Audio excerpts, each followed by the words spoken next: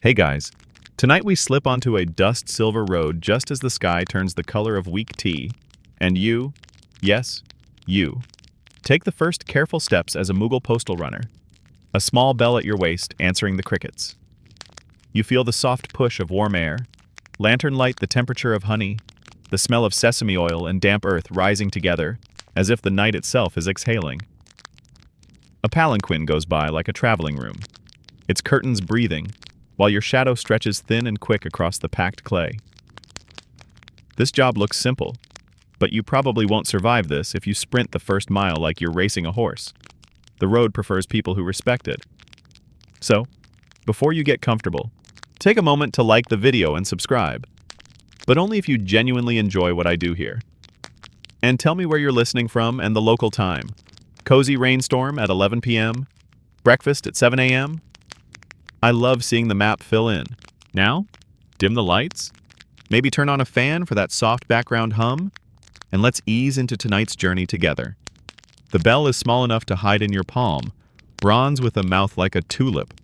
It taps your hip with a shy clink that you keep on a gentle rhythm. A wearable notification, no battery required, and suspiciously compatible with all night modes. Your lantern has horn panes that warm to a buttery glow. Safer than an open torch and less dramatic than you feel right now. Agra lies ahead as a smear of fireflies. The road between you and it is stitched with cart ruts, sandal prints, and the occasional goat that refuses to file any travel plan whatsoever. The Empire has prepared a path for you, even if it won't hold your hand. A mainstream fact to settle your nerves. Much of this spine of highway, the Grand Trunk Road, took shape under Sher Shah Suri, and then the Mughals kept grooming it, planting shade trees, raising inns called sarais, and adding those modest pillars that count distance. Caravans move because of these decisions, not because the moon is in a helpful mood. You pass one of those sarais now, a rectangle of thick walls, well in the courtyard, little mosque snug in a corner, and a caretaker who looks like he has outlived 3 emperors and 1 incredibly stubborn rooster. Your kit is not complicated.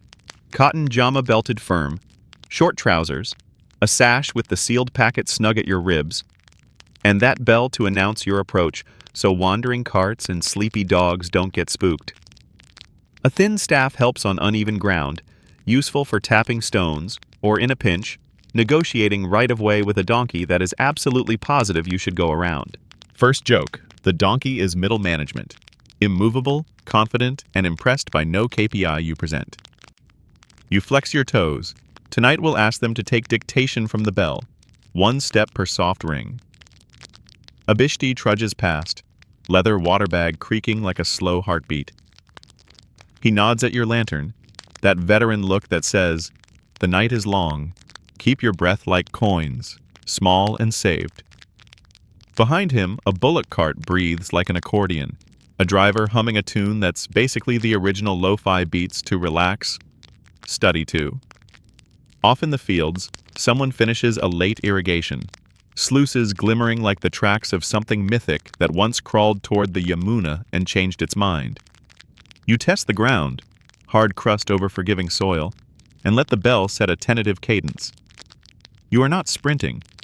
You are smoothing distance the way a hand smooths wrinkles from linen. The packet's seal presses cool through cloth. Its weight is tiny and somehow immense, like holding a key to a door you'll never see. Historians still argue whether the word dock in different provinces meant primarily a horse relay or foot runners like you, and whether the harkara, who gather whispers for court reports, were the same men as the couriers, just moonlighting under a different hat. The debate doesn't change your pace. It just explains why your job description takes 3 lines and a shrug. A quirky tidbit to slip in your pocket. Before stepping out, you rubbed your feet with warm mustard oil mixed with a little turmeric, the way your uncle swore the veteran runners did. The oil keeps blisters shy. The turmeric gives your ankles an optimistic glow that says, "I am a sunrise pretending to be an ankle." Does it work? Your soles feel supple as fresh roti, so you're not filing a complaint. If modern skincare ever needs a crossover episode with medieval logistics, this was the collab. Sarai lamps wink down the road like a slow constellation. A gatekeeper watches you pass, counting your rings without noticing he's counting.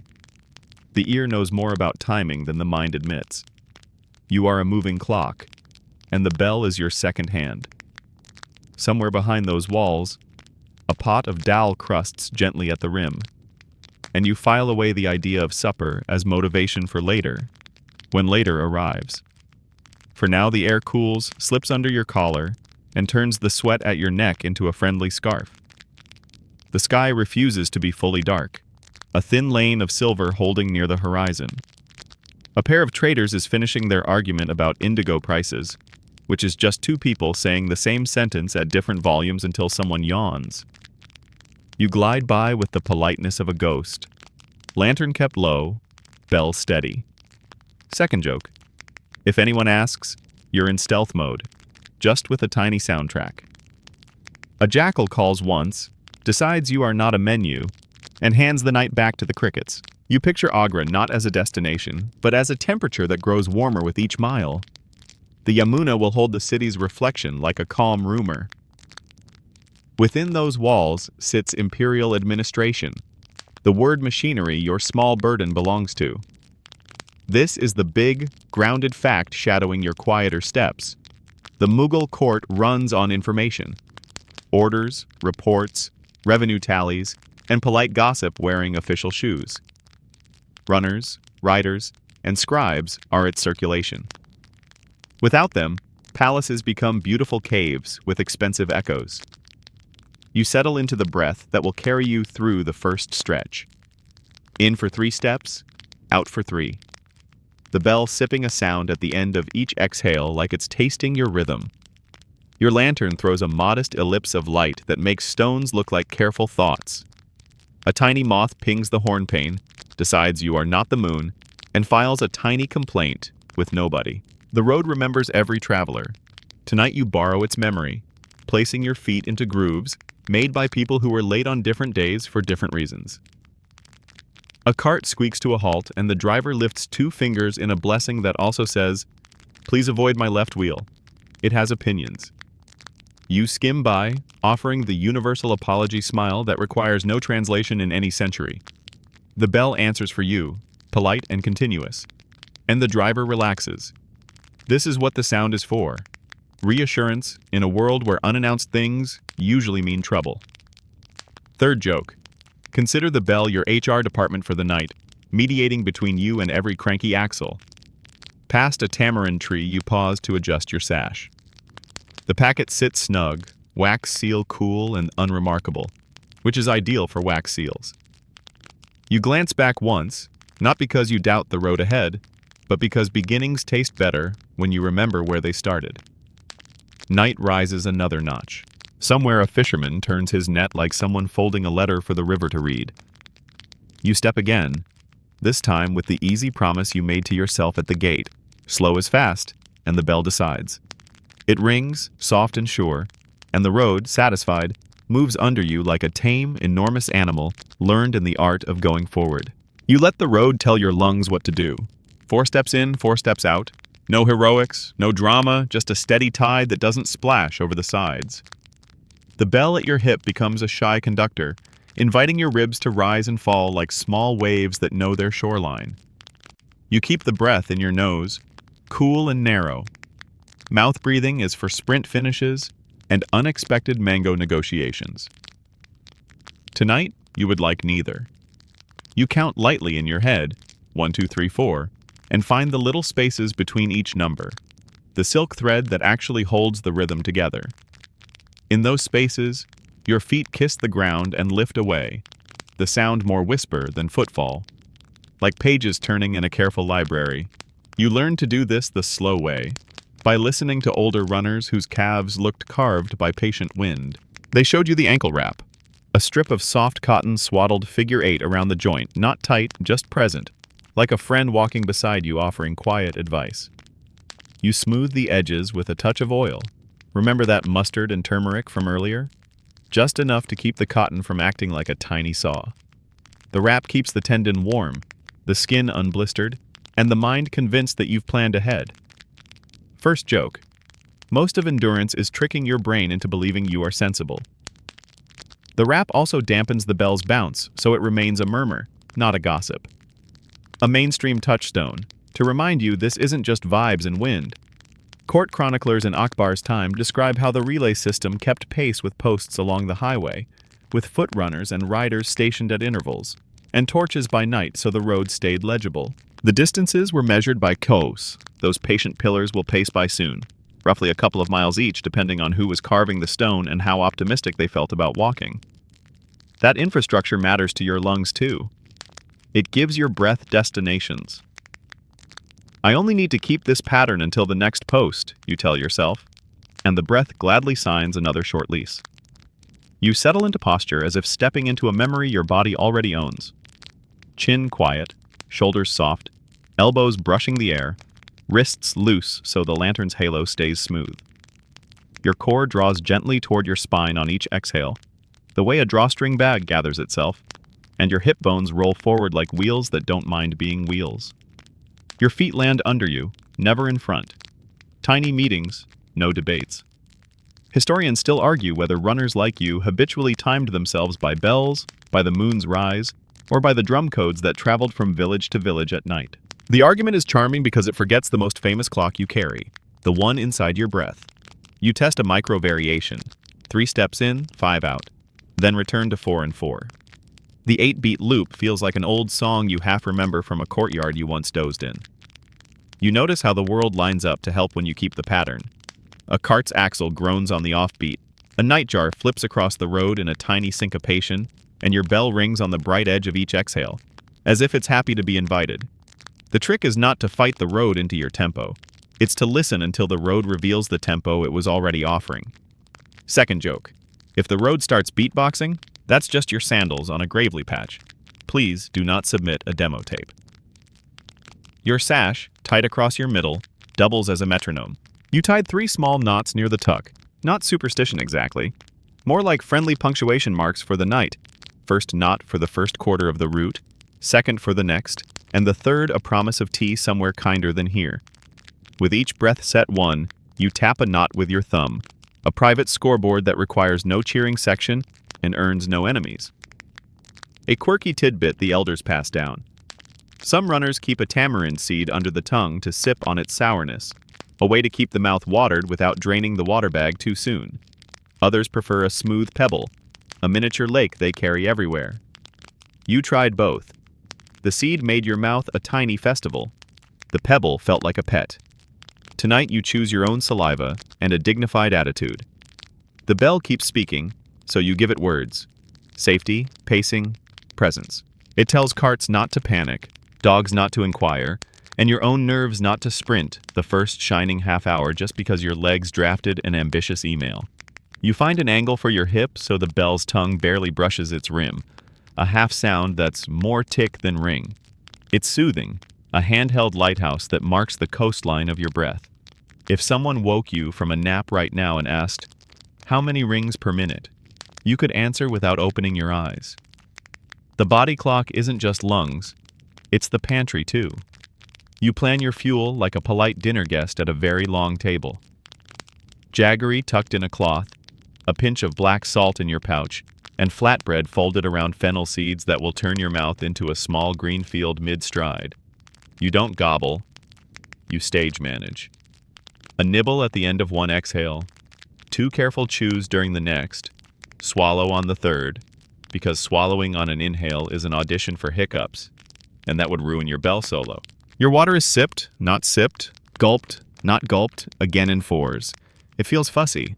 That's because it is, and fussy gets you to dawn. You listen for the ankle wrap again. No hot spots, no mutiny. Cotton, that quiet genius, holds the oils you warmed in your palms earlier and answers with its own kindness. You flex your toes, making space between each, the way you'd slide plates evenly on a shelf. The ground occasionally offers a pebble with opinions. You shift your foot strike to the midsole, and the pebble has fewer opinions. Your arms swing like content pendulums. The lantern's horn panes reflect a buttery sliver on your wrist with every forward step, a metronome made of light. Someone once told you to keep laughter in your toolkit because it unclenches the jaw and lets the breath flow, so you try a grin at nothing. And it works on everything. Jaw, shoulders, even the bell, which sounds pleased to be traveling with someone who isn't auditioning for tragic hero of the fiscal quarter. Third joke. Your job title could be Senior Executive of Putting One Foot in Front of the Other, which looks great on pottery shards. You think of an old line you heard at a sarai. Count breaths, not miles. Miles are drama. The body clock thrives on small, repeatable tasks. Not milestones, not pageantry. It likes steady chores. Inhale, exhale, ring, step, swallow, feel, adjust. It's domestic, not grand. And that's why it works at 2 a.m. under a sky that can't decide whether to keep its stars or loan them to the river. Somewhere inside some ledger you'll never see, a clerk will write that the dispatch moved through the night without delay. The phrase is delicious because it tastes like your breath. Quiet, continuous, a thing that happened because it kept happening. You let your imagination trail a little behind you, like a kite resting. If the breath rises too fast, you shorten the steps. If the breath drops, you lengthen them. The pace is a dimmer switch, not an on-off button. Your ankles feel warm and sure, the cotton a cloud with opinions you respect. You practice a tiny drill the elders taught. On a flat patch, count 6 rings, then 7, then 8, and notice which number makes your shoulders want to sing. Tonight 7 feels smug, so you slide back to 8 and order another round of calm. There's room for scholarship in this private theater of lungs and bells. You recall someone at the chowkee arguing that the best men could run 4 kos at a stretch before handing over. Someone else argued for 2 kos, especially in heat. Historians still argue whether those numbers were ideal standards, polite propaganda, or simply averages remembered by proud men with fond memories and selective knees. You don't need the verdict. You only need the next breath to match the next step, the next ring to befriend the next shadow. And your mind? Oh, the mind. You feed it with tiny landscapes so it doesn't chew on anxieties. You name trees, neem, tamarind, banyan, like friends you greet at a slow party. You note scents, jaggery smoke, wet clay, cow breath, letting them stack inside you like gentle books. Nothing urgent, all legible. When thoughts sprint, you give them a job. Count the bell. Tell me when we reach 30. They come back proud, carrying a number like a cat brings a ribbon. Your body clock, trained and trustworthy, keeps the night on its feet. The bell keeps time, but the breath keeps promise. You move inside that promise, like a lamp moves inside its glass, steady, uncomplicated, flakes of moth dust settling and sparkling on the edges. And in that easy, continuous circle, inhale, exhale, ring, step, you are already becoming the kind of runner the road loves, predictable, polite, and too boring for danger to notice. Your bell keeps time, and your mind drifts upstream to the fountain where tonight's little river of words began. The road is under your feet, but the court is still on your fingers. Ink memory, wax memory, the smell of burnished paper that never quite leaves the nose. Before dusk, you stood at the crowded edge of a room where breath turned into policy. The scribal offices tucked just off the Diwani-Am, ushers, chobdars, leaning on their staffs, and a quiet storm of reed pens making weather on cream sheets. You weren't important in that room, which is sometimes the best way to learn its important things. You watched words become weight, and weight become your errand. It started with a farman, an imperial decree, recited in a careful voice that sounded like it had been trained by a metronome. The scribe copied it in a slanting, liquid hand, Persian lines in elegant nastaliq that looked like they had taught gravity to be polite. A mainstream fact to anchor this memory: Mughal farmans were issued from the imperial chancery and bore the emperor's seal. They moved in Persian because that was the administration's language, and they traveled because the empire insisted that decisions not sit still. The Mir Munshi, chief of the clerks, floated through like a quiet comet, skimming mistakes out of the air before they could land. The rubric lines, names, invocations, were stroked darker as if to remind the page which parts were royalty. The paper itself had been planned like a small fort. You watched the apprentice lay it out on a wooden board, rubbing the surface with a smooth agate to make it shine, then dusting it with a light pounce so the ink wouldn't wander off like a bored goat. A quirky tidbit nested in the corner of the desk. An almond shell split into two little troughs, perfect for holding drops of ink and a thread of gold fleck for headings. A scribe swore by it so fiercely that if you moved it an inch, he would know by scent alone. Beside the shell sat the kalamdan, the pen case, crammed with reed pens trimmed at different angles. Thin nib for margins, stout nib for names, a sleepy nib for when the lunch was too heavy. First joke. The office supplies were so good you briefly considered a career change to stationary influencer. A chabdar rapped his silver-capped staff once, and the room rearranged itself by the sound. Secretaries, munchies, brought in the earlier drafts, and an elderly usher with a peacock feather fly whisk, because why not, made a path thin enough for a cat. The farman gathered its ornaments, date, place, courtesy phrases that opened like doors, then the meat of the matter, orders to a governor, permissions for a merchant guild, a revenue adjustment for a salt tract that had misbehaved. Someone added a marginal note in a different hand, sharper, drier, that said, essentially, kindly do the thing, and do not take all winter doing it. Historians still argue whether every farman was copied into a central register kept under the mere munchi's eye, or whether provinces occasionally worked from versions that never had a twin in the capital. The registers we do have are gorgeous, which may be why we assume they existed everywhere. The debate lives on in footnotes and cheerful side-eyes at conferences. When the ink stopped glistening, a clerk warmed a stick of lac until it wept and dropped the red onto silk ribbon. The seal, a round, deliberate bite, settled the way a jar lid settles. Certainty with a sigh. You felt your breath do the same. Wax smells like responsibility when it's hot. The scribe folded the page, not as an afterthought, but as choreography, edges kissing edges. Then the whole packet slipped into an oiled paper sleeve so rain would bead and roll like gossip off a polite person. If the dispatch were more sensitive, it would ride in a bamboo tube corked with cotton. Tonight's was important without being dramatic, a sweet spot your calves prefer. Ushers funneled this new weight toward the world. A boy darted past with a tray of tiny cups, clove tea for the clerks, while you listened to the room's private orchestra, the scratch of reeds, the clack of a penknife trimming a nib, the sigh of a scribe who had just remembered the fourth version is the one that actually counts. A merchant waited outside with a petition folded triangular, edges worn soft from the pocket. A widowed landholder waited beside him, still as a tree, her petition carried by a younger cousin because thresholds play by their own rules. Their words, if approved, would one day become your steps too. The pecking order of the room made sense if you watched the shoes. Barefoot messengers outnumbered leather. Velvet meant someone who lived mostly near windows. You stood just at the line where sandals surrender to silence. A clerk weighed the packet in his palm, with that spectacular air of bureaucracy everywhere. Yes, it weighs exactly soon. Second joke. The only unit of measure faster than urgent is immediately after tea. He wrote a docket on the outside, address, route hints, the affectionate tyranny of a deadline, then looked up to confirm the chowky sequence as if speaking it would nail the road to the page.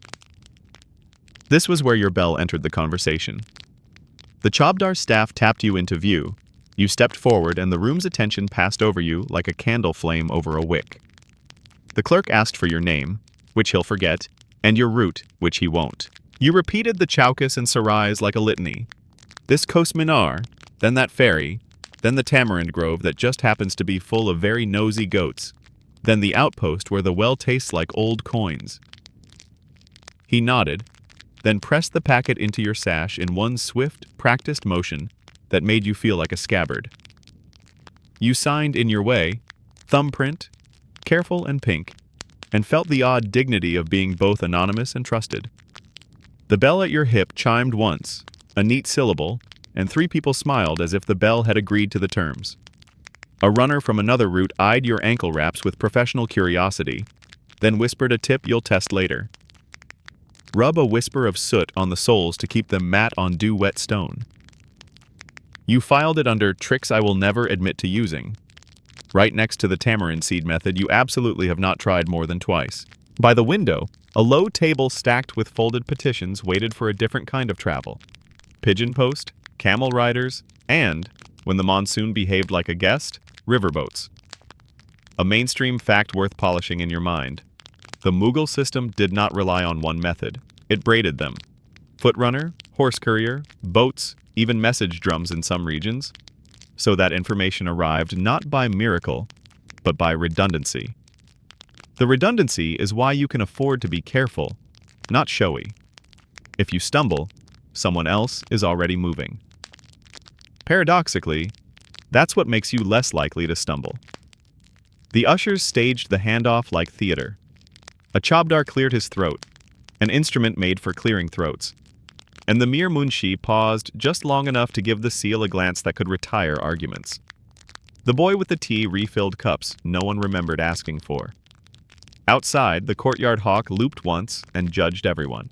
You took the packet, tucked it, and felt the Emperor's breath cross the room and rest on your ribs. Not heavy, just aware. Third joke. You briefly wished the Emperor's breath also came with a spare pair of socks. But alas, empire budgets are mysterious. Step backward, bell answering the staff's fading tap, and the room's sound falls away behind you. Ink still making weather, decisions still turning into paper, paper still turning into people who move. On the veranda, a clerk with a paler life tapped a wooden tablet that tracked departures and returns in neat lines. He signed you out with a flourish that would be suitable for a mango contract. You tipped your chin to the doorkeeper, who had opinions about everyone's hat and shared none of them, and you stepped into the courtyard where hot stone gave up the day's stored sun to your bare feet. The courtyard offered the final little rituals. A small dish of rose water sat on a step. You dipped 2 fingers and touched them to your temples, cooling a thought you hadn't realized was heating. Another dish held black coal for the eyes, ward against glare and, if you're superstitious, envious stares. A quirky aside from the old runner leaning against a pillar, he swears that a stripe of coal down the big toe keeps the earth from looking too shiny. You gave him a polite nod that says, I respect your folklore and will try it when no one can see me. Somewhere a conch sounded from a small shrine and folded the moment into a thin, sacred envelope. Historians still argue whether what you witnessed was tightly standardized across the empire, or whether each court complex, Agra, Lahore, later Shah Jahanabad, had its own little choreography of seals, witnesses, and filing dances. In the telling, systems always sound cleaner than they feel in the hand. You carry both stories with you, the polished ideal and the scuffed reality, the seal biting neatly and the ribbon fraying a little anyway. It helps to remember that every perfect system is powered by ordinary people who sometimes spill tea and always keep going. And so you crossed that last shaded threshold, where sandals blur into road dust, and the packet became more than ink. In your sash, the sealed words sat like a steadying palm between shoulder blades, telling you to move, and keep moving, and to let the bell's small approval mark each promise kept. The scribes are far behind now. The empire's intention is under your hand. You step, and step again, and the farman travels, not because it is urgent in theory, but because your feet give it a future, one ring at a time. The first Kosminar of the night rises out of the dim, the way a fingertip rises to hush a room. Slender, lime-washed, a little scuffed, and quietly sure of itself. You reach it on your 8th ring, which feels like a good omen if you are the sort of person who assigns grades to bells. The pillar is about 2 stories high, a simple cylinder with a stoutness that says it plans to be everyone's dependable cousin for a very long time. Your lantern makes its lime skin glow like cooled ghee. A small gecko flattens itself and pretends to be an architectural flourish. You tap the base with your staff, not loudly, just enough sound to tell your breath, "We made it to here," and your breath answers, "Very well, we'll make it to the next here." A mainstream anchor to tuck in your sash. These miners, set roughly a kos apart, were standardized along the Great Road under Sher Shah Suri, and then maintained and multiplied by the Mughals, so that distance turned from a rumor into a rhythm. The kos itself is elastic depending on which province and which century you ask, about 2 miles in one tail, a bit more in another. but the idea remains firm. A human-sized measure for a human-sized journey. Each pillar is a bead, and the Empire strung them like a patient necklace across the plains. You glance up and imagine how many nights they have watched runners float past, bells whispering like shy crickets. You lean a shoulder for a breath's count. 4 in, 4 out. Then move on, because the point of a landmark is not to own you. A low stone platform waits 30 paces ahead beneath a peepal tree, just high enough to lift tired feet away from ants and opinions. It's a chantra, a modest square that turns the roadside into a parlor. A pot of water rests there, neck wrapped in wet cloth, the clay sweating like a hard-working bullock. You swipe a mouthful, a small one, and sprinkle 3 drops back for the road. An old runner's courtesy that doesn't cost anything and pleases everything. First joke. You also thank the jug for its service because gratitude hydrates the soul, if not the quadriceps. The miners do more than count. They stitch. As you pace onward, you begin to think of the space between them as units of attention you can afford. You promise yourself just 1 course of perfect form, chin quiet, ankle wraps behaving like you tied them while awake, the bell shaped into a thread of sound, and the promise is small enough to keep. By the time the next miner rises, moon bleached on its shoulder like a sleepy badge, your body has won an argument it no longer remembers starting. Historians still argue whether the pillars also doubled as watch points for local guards, or whether the ones with little shoulders for lamps were from a later patchwork of restorations. Debate flickers between archaeology and oral memory like your lantern through a thin wind. You let the scholars keep the argument warm. You keep the road warm. Beyond the second pillar, an old banyan turns the night into a colonnade with roots that look like tired men leaning on their own patience. A sarai crouches nearby, quadrangle-walled, its outer gate pulled to but not locked. You don't need to enter. You let its presence rub balm on the map in your head. Another mainstream touch. The Mughals seeded these inns at intervals along trunk routes, with wells, shade trees, a little mosque or temple tucked in, and rooms where travelers lay like commas in a long sentence. Sarayas are the road's punctuation. Kos minors are the syllables. Tonight you speak both fluently. A quirky tidbit you picked up from an old caretaker. Before festivals, villagers often smeared fresh lime on the miners, layering the road with their own calendar. The pillars would gleam like new moons for a week, and runners swore those were the fastest weeks because the road looked recently ironed. Some caretakers hang tiny clay lamps on iron pegs fixed into a miner's side, not enough to make a lighthouse, just enough to tell a traveler that somebody thought of them. You pass one such lamp now, a flame the size of a bean, and it salutes your bell with an invisible bow. Your stride settles into a pact with the stones. You notice how the miner's shadow, when the moon slides between clouds, points like an arrow toward the next faint smudge of lime down the road. It's a comforting illusion, but you allow it to guide you anyway. You feel the oiled paper packet at your ribs, cool and certain, and you breathe in time with the idea that knowledge moves at the speed of bell rings and pillar ghosts. If someone measured governance by how soft a runner's footfall sounds at midnight, this empire would be doing just fine. Between pillars, the world expands, then narrows, the landscape becoming a polite accordion. A field of sugarcane whispers like 1,000 polite agreements. A jackfruit tree looms like a sleeping elephant. A donkey, possibly the same middle manager from earlier, has repositioned itself into the exact center of the road and edits your route with a stare. You detour with the humility of a junior clerk. Second joke. When you write your memoir, the donkey will be listed as co-author and obstacle. The bell handles the negotiations. It says, "We were never here," and the donkey, who is fluent in bells, relents. The third miner wears a ring of children's fingerprints at knee height where little hands pressed lime before it dried. Perhaps a summer mischief. Perhaps an official help. You imagine a line of sticky-fingered apprentices giggling into their palms, the supervisor turning around just late enough to be plausible. You drum your staff once more. The vibration you feel up your arm is a private gift, sound folded into bone. Your ankles hum back, grateful. The mustard oil has done its quiet job. and the turmeric glow remains a secret sunrise no one will see. Night cools by 1 degree. You sense it more than feel it. A bishti passes again, his goatskin bag a modest planet tied with rope. He gestures toward the miner with his chin, the universal, still there, still good. And you wonder how many thousands of times that small conversation has happened without words. Person, pillar, nod. Historians still argue whether each coast miner had an inscription from the start, or whether names and dates were only added later by proud restorers. Many you've seen are mute cylinders, which makes them good at listening and bad at boasting. You prefer your landmarks humble.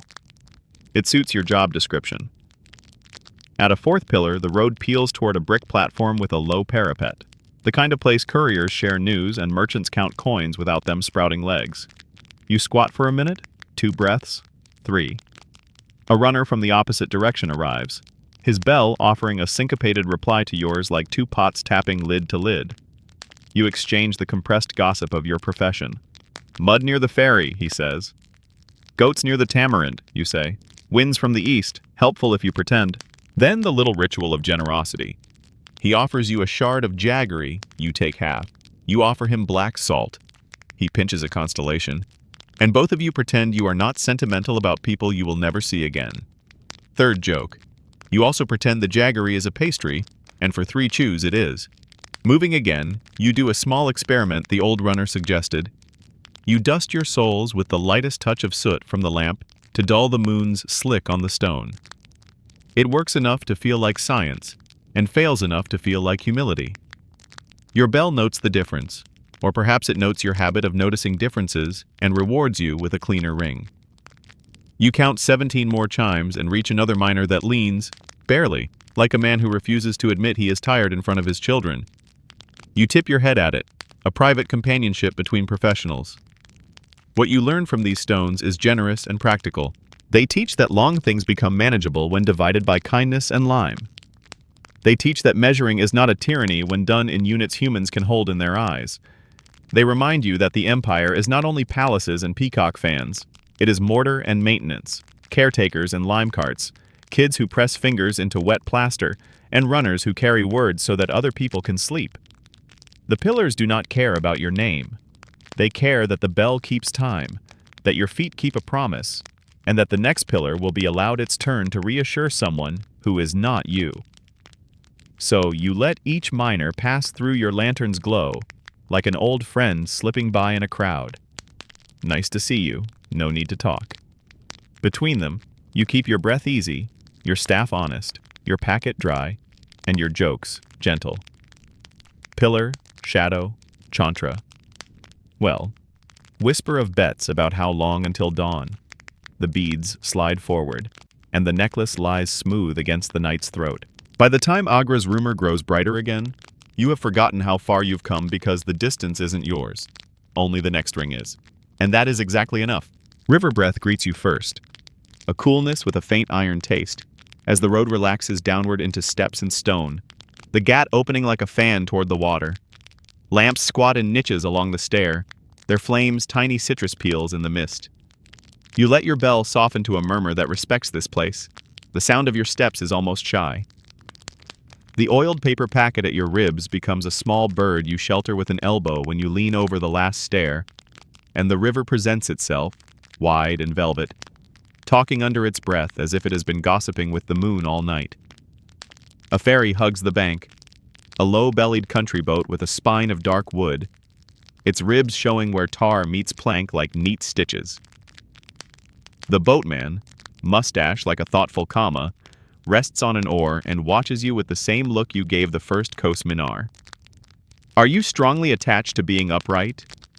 You answer with a nod that says you plan to remain dry because your letter prefers land to legend. He gestures to the prow with an open palm, the universal "my office is this way," and you step where he points, testing the plank with the staff before trusting it with your weight. Your bell gives a single polite ring that could pass for a bow. A mainstream historical fact settles on the stair like a patient heron. The Mughal state leaned on river crossings the way any sprawling administration must. Ferries were licensed and taxed. Ghats doubled as revenue points and social stages, with boatmen's guilds, mallas, kiwats, keeping the boats moving and the stories flowing. Some crossings had towers for watchmen. Others relied on the memory of everyone who lived within earshot. You feel yourself enter that long economy of water, ink, and ore. The packet in your sash is one more reason the boat slides from bank to bank, and the Empire keeps having a morning. Fog lifts in cautious sheets. The boatman pushes off with a foot so calm it might be a yawn. Water takes the hull's shape with a cuffing sound that could be applause if the river were in the theater mood. The world shrinks to lamp halos and the circle of your breath. You place the packet beneath your outer sash at chest height, tucking it higher than the splash line, and hold your staff like a long finger testing the air. A cormorant surfaces near the stern with the expression of someone who overheard a secret and found it disappointing. First joke, the cormorant gives your bell a 1-star review for being too soothing. The oarsman begins a slow count in a melody that makes rowing feel like talking. His son, maybe his nephew, answers with a thinner voice from the bow, and the two together turn fog into a metronome. You match their rhythm. 4 steps for land, 4 strokes for water, same idea, different surface. A quirky tidbit the old runners swear by crosses your mind. On a calm night, a boatman can smooth a patch of ruffled water by flicking a palmful of oil, sesame usually, off the oar blade. Pour oil on troubled waters isn't only a proverb, it's a pragmatic river trick. You watch for it. Sure enough, when a light chop bumps the hull, the boatman wets his fingers from a tiny gourd and slicks the blade. The river accepts the bribe with a little purr. The gat behind you dissolves into milk. Ahead is only the left-right respiration of wood and muscle. You keep the bell still, so its tongue doesn't tattle each ripple. Your lantern, hooded, throws a half-moon onto your knees. You draw the packet closer to your sternum and let your shoulders sink toward your spine, the way you did when facing the mere Munshi's chill glance. Posture is just a kind of politeness you extend to air and water alike. Over the side, fish tick the surface, silver parentheses that open and close around the boat as if adding footnotes. You lift the dispatch a hair higher out of habit. Second joke. Nothing says career setback, like explaining to the clerk that a carp requested an autograph. You listen for land, the hollow knock of driftwood, a cart's complaint from the far bank, a dog telling a story to other dogs about imaginary villains. The oarsman's nephew hums a line about the river goddess being awake even when the village sleeps. He taps the prow with a toe for rhythm, and somewhere behind his song you hear the clink of a metal ring hitting a peg. Toll gear, maybe, or just a fisherman's patience. Historians still argue whether runners like you were always waved through ferries with imperial immunity from tolls, or whether only dispatches stamped with particular seals traveled free while your mortal ankles paid a coin. You keep a copper ready in your palm anyway. Habit is a better lawyer than principle at midnight. Midstream, the fog thins enough to reveal the water's fluted surface, like someone combed metal through silk. Across it, a line of pots, earthen lamps in tiny saucers, floats in slow ceremony, bobbing planets with wicks for poles. Someone upriver must have launched them as a prayer. One bumps the hull and smears a comet of light on the planks. You breathe in, slow and through the nose, then out, and your breath carries a whisper of lamp smoke that tastes like sesame and stories. The boatman nods to the lights with the quiet piety of a craftsman, acknowledging another craft. Your staff finds the boat's floor joist and you brace as the oarsman angles into a deeper channel where the river's shoulder presses a little harder. He leans into it, comfortable, feet braced wide, mustache thinking industriously. He tells you, in a voice meant for fog and ferries, that the right bank shifted after last monsoon, sand stealing a little of the road's swagger. He suggests you favor the tamarind grove path when you climb out. You thank him and file it under your internal atlas, the one annotated with goats, sweet wells, and ankle-friendly stones. The boat answers a low current with a twist that feels like an oversized cat deciding to sit. A shrine slides by at water level, a niche in the gat wall where someone has tucked marigolds into a crack and painted a tiny red circle the size of a fingernail. The nephew taps his forehead and you do the same, not from conviction, but from courtesy. Rituals are crowd safety for the soul. A bull bell rings on shore, cows rearrange themselves into new, barely different cows, and the fog grants you a 3-second theater of silhouettes. A woman's pot on hip, a boy's net thrown like a question, a man's bundle balanced as if it were a new mood. You think about the packet again, and its calm heft. The oiled sleeve has already earned its keep with dew beads trying to interview it and failing. You recall the bamboo tube reserved for rain season, corked with cotton, slung from the neck when the river makes unreasonable requests, and are briefly grateful tonight's sky chose romance instead of drama. Earlier, you tucked a sliver of black salt under your tongue to taste awake on the far stairs. Now you trade it for a breath that tastes of silt and secrets, and something green you cannot name. The boatman tells you, between strokes, that sometimes the river keeps things. A sandal, a coin, a song. Sometimes it returns them disguised as driftwood. He says the sandbars move like polite thieves, and the fish are excellent judges of character, which you decide is true because the fish have decided you are not an appetizer. Third joke, you assure the fish your resume includes too stringy to be worth it. The nephew points to a rope stretched higher upstream, 2 poles, a pulley, a ferry for carts when the river isn't moody. Tonight only birds use it, landing like delicate punctuation marks. Ahead, the opposite ghat begins to write itself out of vapor.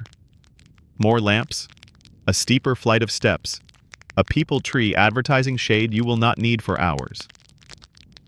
A chowkidar's silhouette leans on a spear at the top landing, which is really just a stick with confidence. The oarsman noses the boat against the stone with a small kiss. Rope muffles wood. The nephew loops the post with a confidence that comes from exactly this loop done exactly forever. You stand carefully, packet hand high and dry, and step up into the stone's certainty. He refuses your copper with a small chin lift toward your bell, a professional recognition. Your ring is payment enough, or else the rule tonight is generosity because the fog demanded it.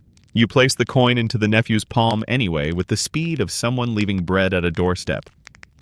The boy pretends to be surprised, the boat pretends not to notice, and the river keeps pretending to be merely water, when you both know it is also a filing system for moonlight. On the steps you pause for 4 breaths, always 4, and rub a film of dew from your ankle wrap. The soot trick you borrowed earlier has left your soles less showy, and the stone answers with reliable traction. Above, the chowkidar raises a hand with the grave dignity of a person who has spent a life raising hands at correct moments. You raise yours, bell giving a single vowel, and begin to climb, each stair an incremental sunrise under your foot. Behind you, the oar dips, lifts, dips, distant, then memory, and the river closes your page with a tide line straight as a ruler. Land again. Your cadence returns like a friend who never left, and the bell, in a very good mood about the dry packet, rejoins the conversation. The ghat's last lamp breathes out. Somewhere upstream, another boat pushes off, 2 low voices braiding into fog. You step back onto the road, ghost of water on your skin, and the night ahead opens like a sentence that knows exactly where it's going. The chowki announces itself before you see it. A change in the road's manners, a smell of warm rope and banked coals, the way voices soften as if rehearsed. Your bell rounds the last bend and meets another bell's answer. 3 beats tucked neatly into 2. A friendly overlap, like strangers finishing one another's yawn. Lantern light collects under a neem and reveals the usual relay geometry. A low shed, a charpoy with the confidence of an heirloom, 2 water pots and a sling of wet cloth, a clay brazier thinking smoky thoughts, and a ledger board that has seen more midnight thumbs than a prayer bead. The chowkidar lifts his spear, not as a threat, more like punctuation, and you step into the comma this little outpost makes in the sentence of the road. You give the station its greeting, 2 soft rings, 1 pause, then a third, the pattern this stretch uses to declare runner, not cart. The answering runner, bare chest, cotton wrap at the knee, bell hung higher on the hip, emerges from the shadow with the happy stiffness of someone who stretched carefully and won. You can tell by the way he holds his shoulders he's been mimicking your cadence from a distance, letting his breath ghost yours as a rehearsal. That's the first kindness of a relay. The next voice hums your tune a moment before you hand over the words. A mainstream fact is set under the brazier. Mughal relays placed runners or riders at intervals along trunk roads, many roughly a kos apart, with chowkis maintaining torches, water, and men on call so dispatches could travel day and night in stitched segments. The system doesn't love heroes, it loves handoffs. Protocol unfolds the way it always does, which is to say like muscle memory with good table manners. You slow to a walk and slide the packet higher beneath your sash so everyone can see the seal's good health without you showing off. The chowkidar steps near enough to read the docket on the sleeve and ticks something on the board with a charcoal nub. The board isn't fancy, just a plank, but you suspect it could testify at court more convincingly than most people you know. You lift the packet out. The new runner lifts his hands. The air between your fingers and his is the exact length of trust. You feel his calluses brush yours, the Empire's quiet handshake, and the letter changes owners without learning it has moved. Your bell keeps ringing, a tidy heartbeat trying not to make a fuss. Now comes the part your ankles adore. You step back, unloop the wrap on the right foot, and inspect what the knight has written. The mustard oil you applied earlier still makes your skin gleam like a sensible sunrise. The turmeric is doing its best impression of a protective charm. You pinch a touch more oil from a little gourd the chowkidar keeps by the rope cot and work it into the tendon with fingers that understand patience. A quirky tidbit you learned from an older runner gets a test.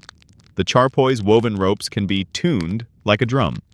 Sprinkle a little water and the fibers tighten, turning the cot from hammock sigh to supportive hush. You do it, the ropes sing a faint note, and when you sit, your calves receive the message like poetry. Water next. 3 small sips from a loda, not a gulp. You touch the clay with your lip and taste cool, a hint of lime, and the rumor that the pot has been a shade tree all day. You dissolve a pinch of black salt on your tongue and tuck a fennel seed into your cheek until your mouth believes itself to be a very tiny garden. Behind you, the fresh runner tests his bell, adjusting the tongue with a sliver of cloth so its ring matches your last minute. Continuity for the cows, for the carts, for the nervous part of every village that prefers its night sounds predictable. First joke, it's like handing off a playlist, except nobody argues about who added the loud song. Timothy and the chowkidar brings out the ledger plank so you can thumb it. Your print looks like a smudge to everyone else, but to you it's an autograph that says, "I arrived, I cared." He adds a mark that means your letter left in good order, and another that predicts the next arrival if the world behaves. The brazier pops in approval.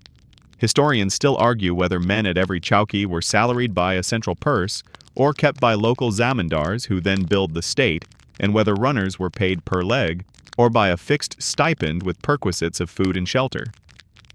The ledgers that survive tell different stories in different regions, and each story has a bias you can smell like smoke. Tonight the arrangement is simple. There is dal in a clay pot and a hearth where your bell can nap for as long as it takes to tie your wraps well. You glance at the seal again out of habit, still unbroken, still smug, and feel the odd relief of letting someone else carry the Empire's breath for a while. The new runner steps to the path's center, copies your stance, and slips the packet under his sash. One more synchronization. You ring your bell and he rings his. 4 beats braided, then 2, then each alone, the sound tapering like a braid's end.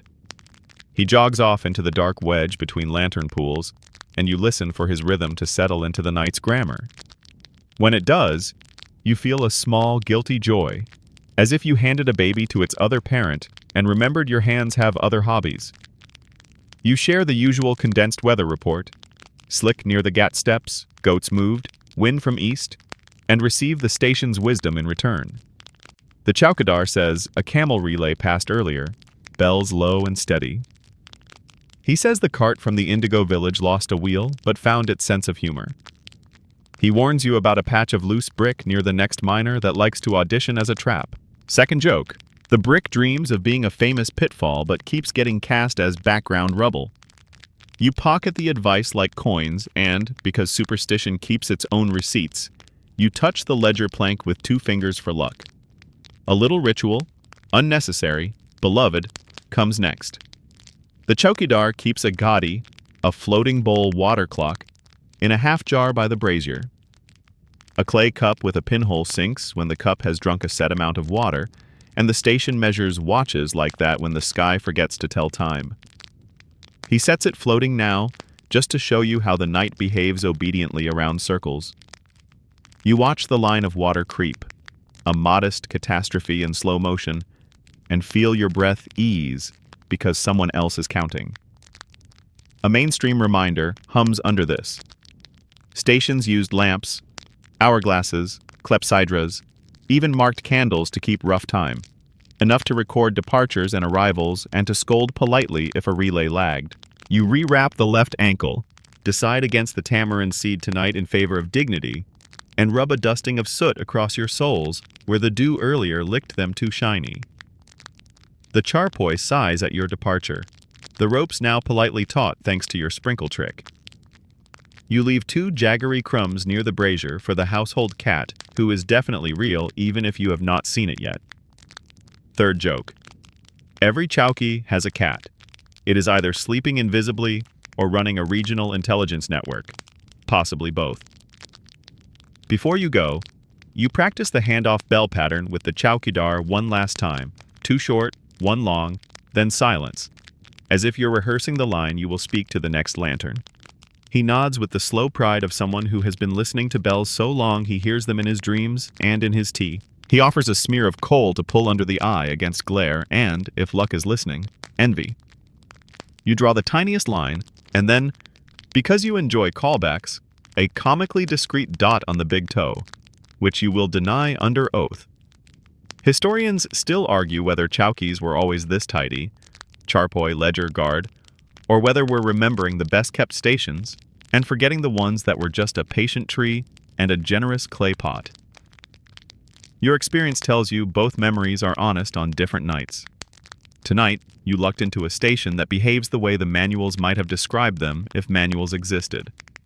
You rise, bell in hand, feeling like a freshly sharpened reed pen. The packet is gone, but your job isn't. Your legs must carry you to the next handoff in case a return dispatch needs feet, or in case a tired runner needs your cadence for a stretch, or simply because the road is a habit that refuses to travel without you.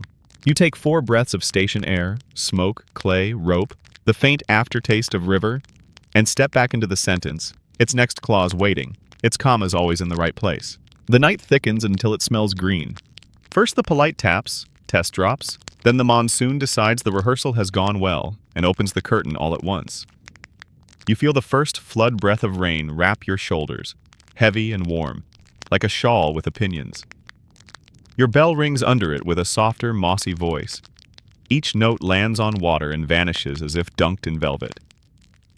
You slip the oiled sleeve packet into the bamboo tube you tucked under your sash for weather tantrums, press the cotton cork firm, and thread the tube's cord across your back so it rides high, between shoulder blades, nearer to prayer than to splash. The road becomes a study in verbs, slick, slurp, slide, and your staff graduates from companion to negotiator. Mud has dialects, the veterans say, and tonight you become conversational. The black clay speaks in suction, asking for your sandals as collateral. The reddish laterite sings a flatter, treacherous song that looks like honesty and acts like a banana peel. You shorten your stride, landing under your hips, each step a handshake rather than a speech. You angle for the field buns, those narrow raised ridges between plots, because they rise out of the flood like small spines. Tightrope practice with puddles clapping politely on either side. The soot you brushed on your soles earlier pays dividends. The moon's glare is now rain's glare, and you've turned the shine down to sensible. First joke. If this were a dance, you'd call it the cautious heron. No encore requests, please. Lightning knits a torn sky. Thunder rolls its furniture across an upstairs room. You breathe in fours. The same lullaby as dry hours, and the bell remembers its manners. A mainstream fact walks beside you like a patient umbrella. The Mughal network did not close its eyes for monsoon by default. Major trunk routes were maintained with causeways, culverts, and ferries that worked through the rains when they could. When they couldn't, messages detoured by boat or waited in sarais that became temporary archives with extra dale. Campaign seasons bent around monsoon, but the administrative pulse tried to keep time. Knowing that steadies your steps, you are not a lone hero in the weather. You are the current through a braided river. Water redraws the map while you watch.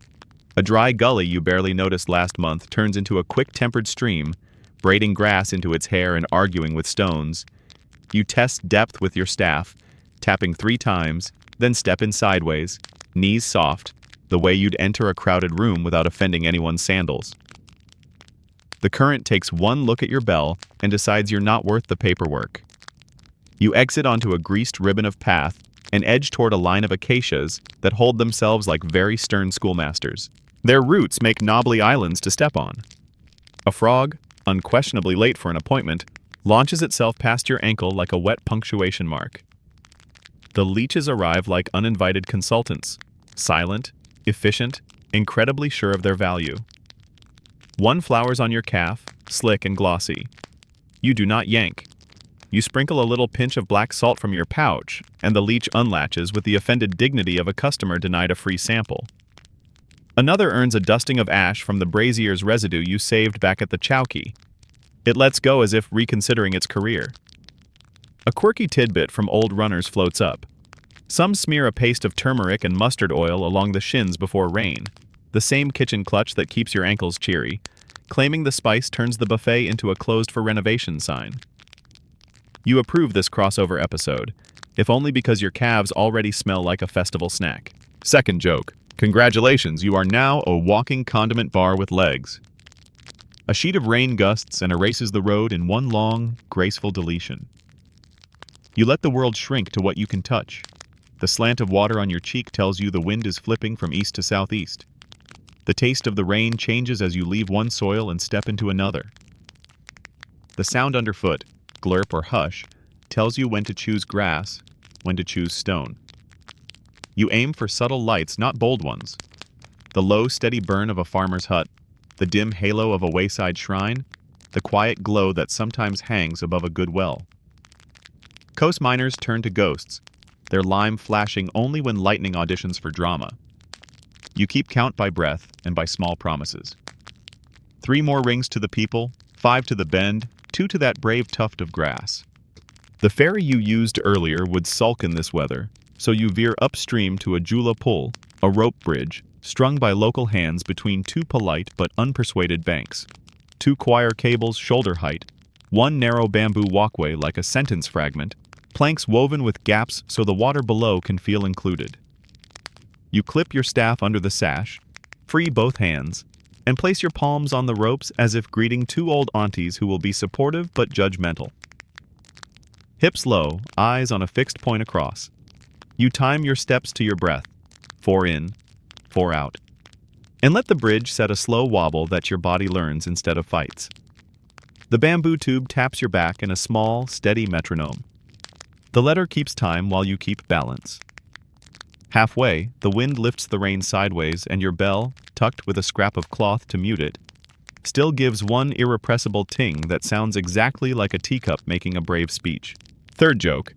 The bridge thinks it's a hammock. You think you're laundry. A compromise is reached. On the far side, mud grabs with a lover's enthusiasm. You twist free with a heel, like unscrewing a jar, then step along the base of a stone embankment where runoff evacuates in thin silver ladders. A cow stares at you with the calm appraisal of someone who has seen 600 monsoons and remains unimpressed by the 7th. You salute the cow, because rank recognizes rank. A boy materializes under a palm leaf hood and points with his chin toward a tuk-tuk path you couldn't see a blink ago. You give him the universal runner's thanks, 2 small rings, a nod, and he vanishes into rain with the professionalism of a cat on payroll. Your gamcha, twisted and snug at your neck, graduates to headgear. You unfurl it, tie a quick sailor's knot, and the rain goes from conversation to soundtrack. You pat the bamboo tube, test the cork, check for beads sneaking under the lashings, none, and feel the relief of systems working. Historians still argue whether monsoon months saw official speed targets relaxed, whether extra runners were stationed to shorten legs, or whether the same timetables were demanded with what one scholar calls optimistic paperwork. The ledgers disagree, or rather, they agree with whoever is reading them at the moment. Your method ignores all minutes, except the 4-beat ones you can control. Somewhere in the soundscape a drum speaks, 3 long, 1 short. From a village you cannot see. Warning for a swollen culvert, perhaps, or simply a rain rhythm people need to hear so they feel the weather is being narrated. You answer internally with your own percussion, bell, breath, foot, and keep your feet on the cleanest lines, the edges of puddles where surface tension is a tiny bridge, the spine of a tire rut instead of its soup, the shadow where a tree has already drunk most of the trouble. Remember that tamarind seed trick? You roll one in your cheek now, not for thirst but attention. Sourness draws your mind to the front of your face where your eyes can use it. A clump of travelers huddles under a banyan. 2 potters guarding their cargo like eggs. A woman with a covered basket breathing the cinnamon-laced patience of fresh bread. A man cradling a sitar wrapped in oilcloth as if it were a polite baby. You pass with your bell folded into rain sound and your nod folded into respect. If the road is a sentence, storms insert parentheses. Inside them, people become stories you do not open, only admire the binding. The mud tires of arguing with you and tries flattery, smoothing to a firm tamped track where cartwheels have made a serviceable causeway. You accept the compliment and lengthen your stride by a hair, enough to feel the bell's tongue catch the rim more brightly. The Coes Minor ahead appears as a ghostly candle, then a lit pillar, then simply there. Its base wears a skirt of splashed lime, its body a rain sheen that gathers tiny comets of runoff. You tap it once with the staff. The vibration climbs into your arm and settles into your chest where the letter sits in its bamboo house, dry, smug, and somehow lighter for the care you've given it. The road after the pillar tilts up and sand takes over, gritty and grateful for rain, welcoming your feet like a doormat that finally gets to be useful. The odor changes, wet stone to wet root to wet spice, as if the monsoon is swapping perfumes to keep you entertained. The bell regains its scholar's voice. You breathe, count, notice, adjust. The donkey from earlier, middle management, has either clocked out or been promoted to cloud. Either way, the path is briefly yours alone, which is to say, yours and the rain, for all its gusto, is generous company when you move in its key. By the time the downpour softens to a long, sensible drizzle, you've redrawn your inner atlas, buns and choir, ash and salt, the correct angle for a rope bridge and crosswind, the pitch of mud that grips and mud that gifts. The monsoon's maps never last beyond morning, but that's fine. You're not making a monument. You're making a memory your feet can read again the next time the sky decides to write in water. Scrub holds its breath the way theaters do, a second before the curtains rise. You feel it along the hedged edges of the track. Thorn, dust, the little snick of a twig that breaks too politely. And you let your bell answer in a calm, continuous ring that says you are not a surprise and would like to remain not a surprise. Mango trees ahead knit the dark into archways, the leaves heavy with yesterday's rain. And the world acquires the soft, watchful silence of people deciding whether to be involved. You shift to the center crown of the road, where cartwheels have made a dim spine. From there, the scrub can stare, but it has to commit to a longer stride to reach you. You prefer to make temptation jog. Your defenses are ordinary and therefore good. You keep your cadence steady because panic has a sound and everyone knows it.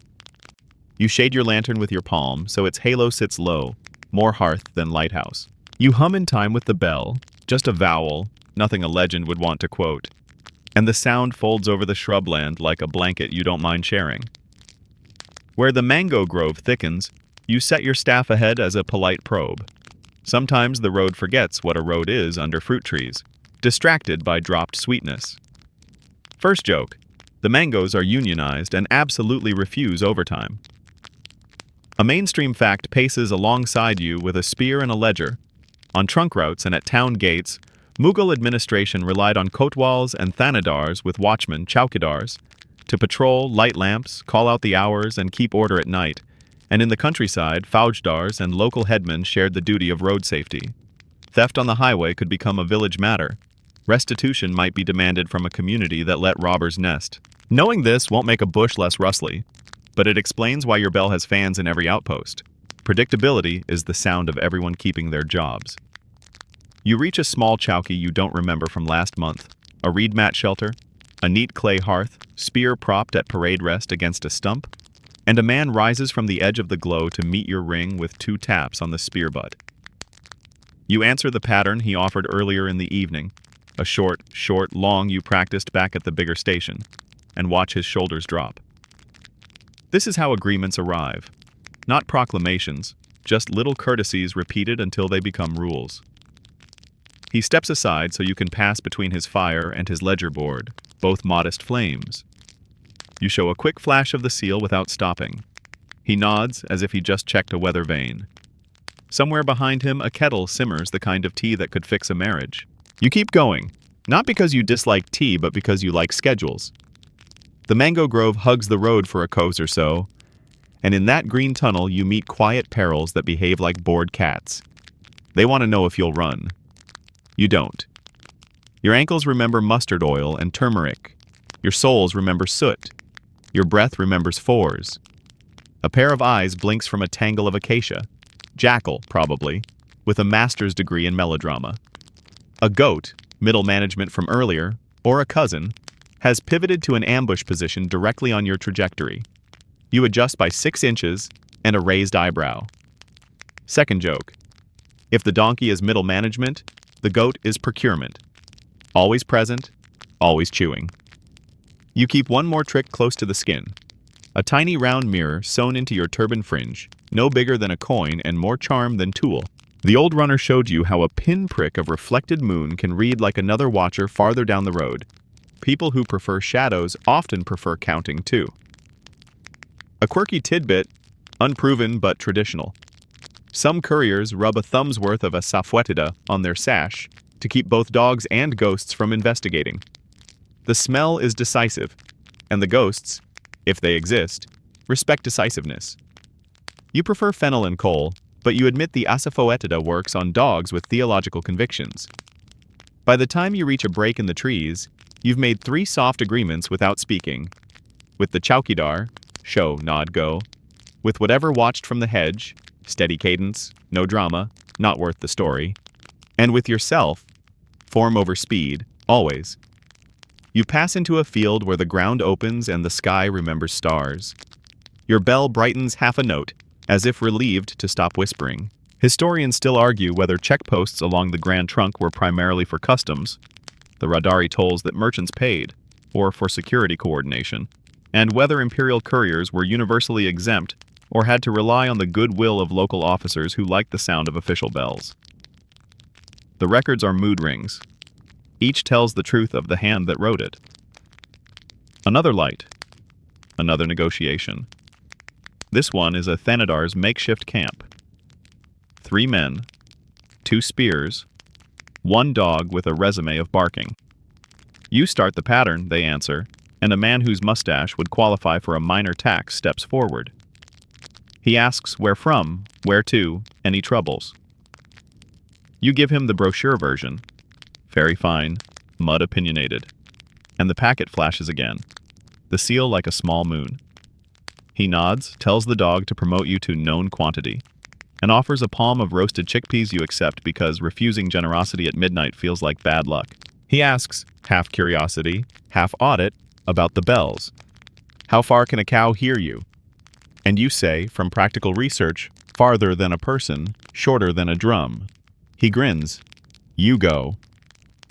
The dog reconsiders its objections and returns to its previous identity as a coiled rug. The scrub thins and a canal embankment shouldered with grass gives you height and an honest horizon. You walk the crest where your ring carries and shadows have to work harder. It's a little stage, and your job on stages is to be boring. Predictable arc, tasteful lighting, the same line delivered the same way every 20 steps. There's a reason carts like you. You're the moving opposite of surprise. Your staff's tip finds the old, tamped line in the crest, and your feet follow it automatically, the way fingers find the smooth spot on a prayer bead. A rustle to the left. You let your breath lengthen instead of sharpen. You widen your elbows so your silhouette looks just a hair broader. The universal mammal for I am not delicious. You glance, just enough to show that you glance, and keep the ring exactly the same. That's the quiet defense you treasure most. Monotony. Danger often auditions for drama. Your job is to decline the audition without issuing a press release. Third joke. If the shrub wanted a speaking role, it should have joined the drum corps. When the embankment ends, the road kneels back to ground, and you meet another chowkidar at a boundary stone where two villages trade dirt. He taps his spear butt twice and asks, with professional small talk, whether the cat at the last post still runs the place. You confirm the cat's authority and mention you left it a performance bonus of jaggery crumbs. He approves, then points with his chin toward a side path that cuts a corner around a stand of scrub with ambitions. You take the hint, leave a crumb of news in return. Rope bridge sound. And the exchange feels like two pockets shaking hands. The mango trees surrender to open fields. The watchful feeling drains out like tea from spent leaves. You sense the whole machine that kept you moving. Lanterns tended, spear shafts mended, tiny mirrors sewn, bells tuned, agreements rehearsed at fires where men complain about ropes and praise their daughters. It's not that danger isn't real. It's that the road has decided boredom is a policy. You are its civil servant. Before the next coast miner, you pass a shrine set in a wayside neem, its niche holding a thumb-sized figure and a marigold that refuses to admit it is sleepy. You touch your brow, grateful for small contracts, ring for ring, nod for nod, safe for safe. The scrub behind you resumes breathing at whatever tempo it prefers. You keep yours at 4 in, 4 out, and your bell, the tiny aristocrat, keeps announcing that you are exactly what you seem. A person carrying a letter across a night that likes you better this way. The smell of dal finds you before the hearth does. Cumin in warm oil, a soft hint of asafoetida, steam carrying lentil comfort, like a rumor that turns out to be true. You follow the curve of light into a little station courtyard where 3 people have made a kitchen out of bricks, patience, and a pot that remembers every good meal it's ever produced. Your bell hushes to 2 quiet taps and then rests against your palm, content to be a guest. You sit on the low lip of the brazier's platform and feel heat gather in your shins, water sighing somewhere inside the clay. This is the hour the road grants you a small kindness. You get to be a person eating food, not just a pair of ankles on a mission. The dal is mung tonight, thin and kindly, the surface freckled with ghee clouds that drift toward your spoon as if they want to be chosen. You tear a strip of flatbread, millet and wheat conspiring to be wholesome, and ferry the dal like a cautious boatman. Salt, black and smoky, wakes the back of your tongue. A squeeze of lime makes the pot suddenly remember it has a summer cousin. A mainstream fact warms the scene.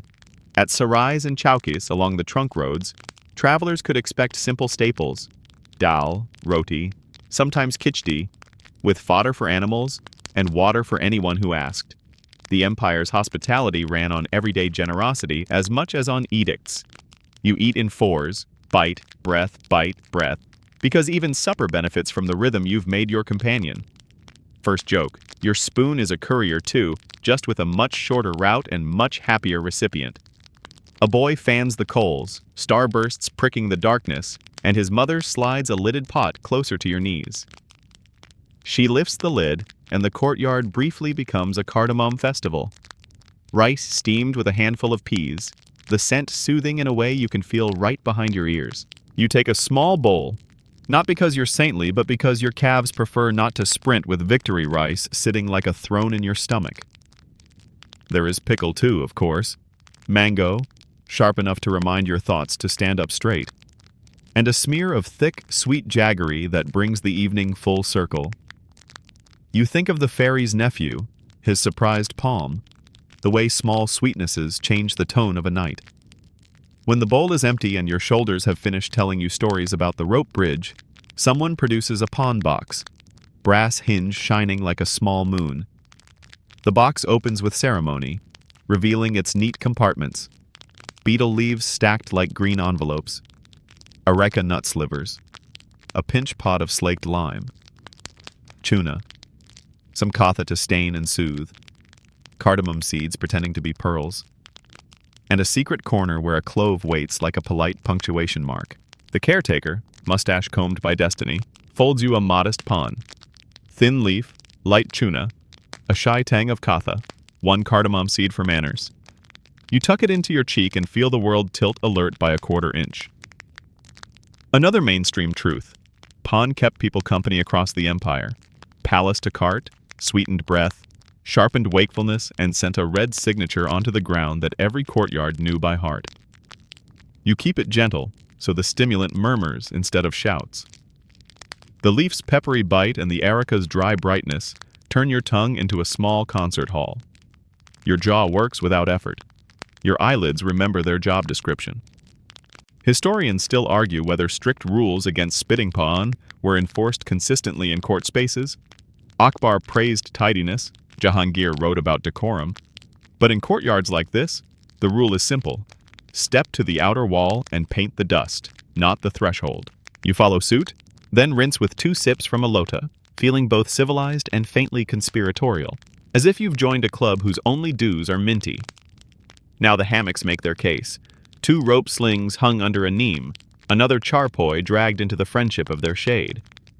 You test the nearest hammock with your hand. The choir is soft but present, the kind of fabric that remembers everyone and forgives everything. You slip into it sideways, the way a heron settles into reeds, and your bell, tied to the sash, becomes a tiny paperweight on your hip. The hammock receives you like good news and begins to sway, slow and impartial, so that the sky above you, patched with neem leaves, turns into a tapestry stirred by a patient wind. Second joke. You could swear the hammock whispers, "We take your insurance."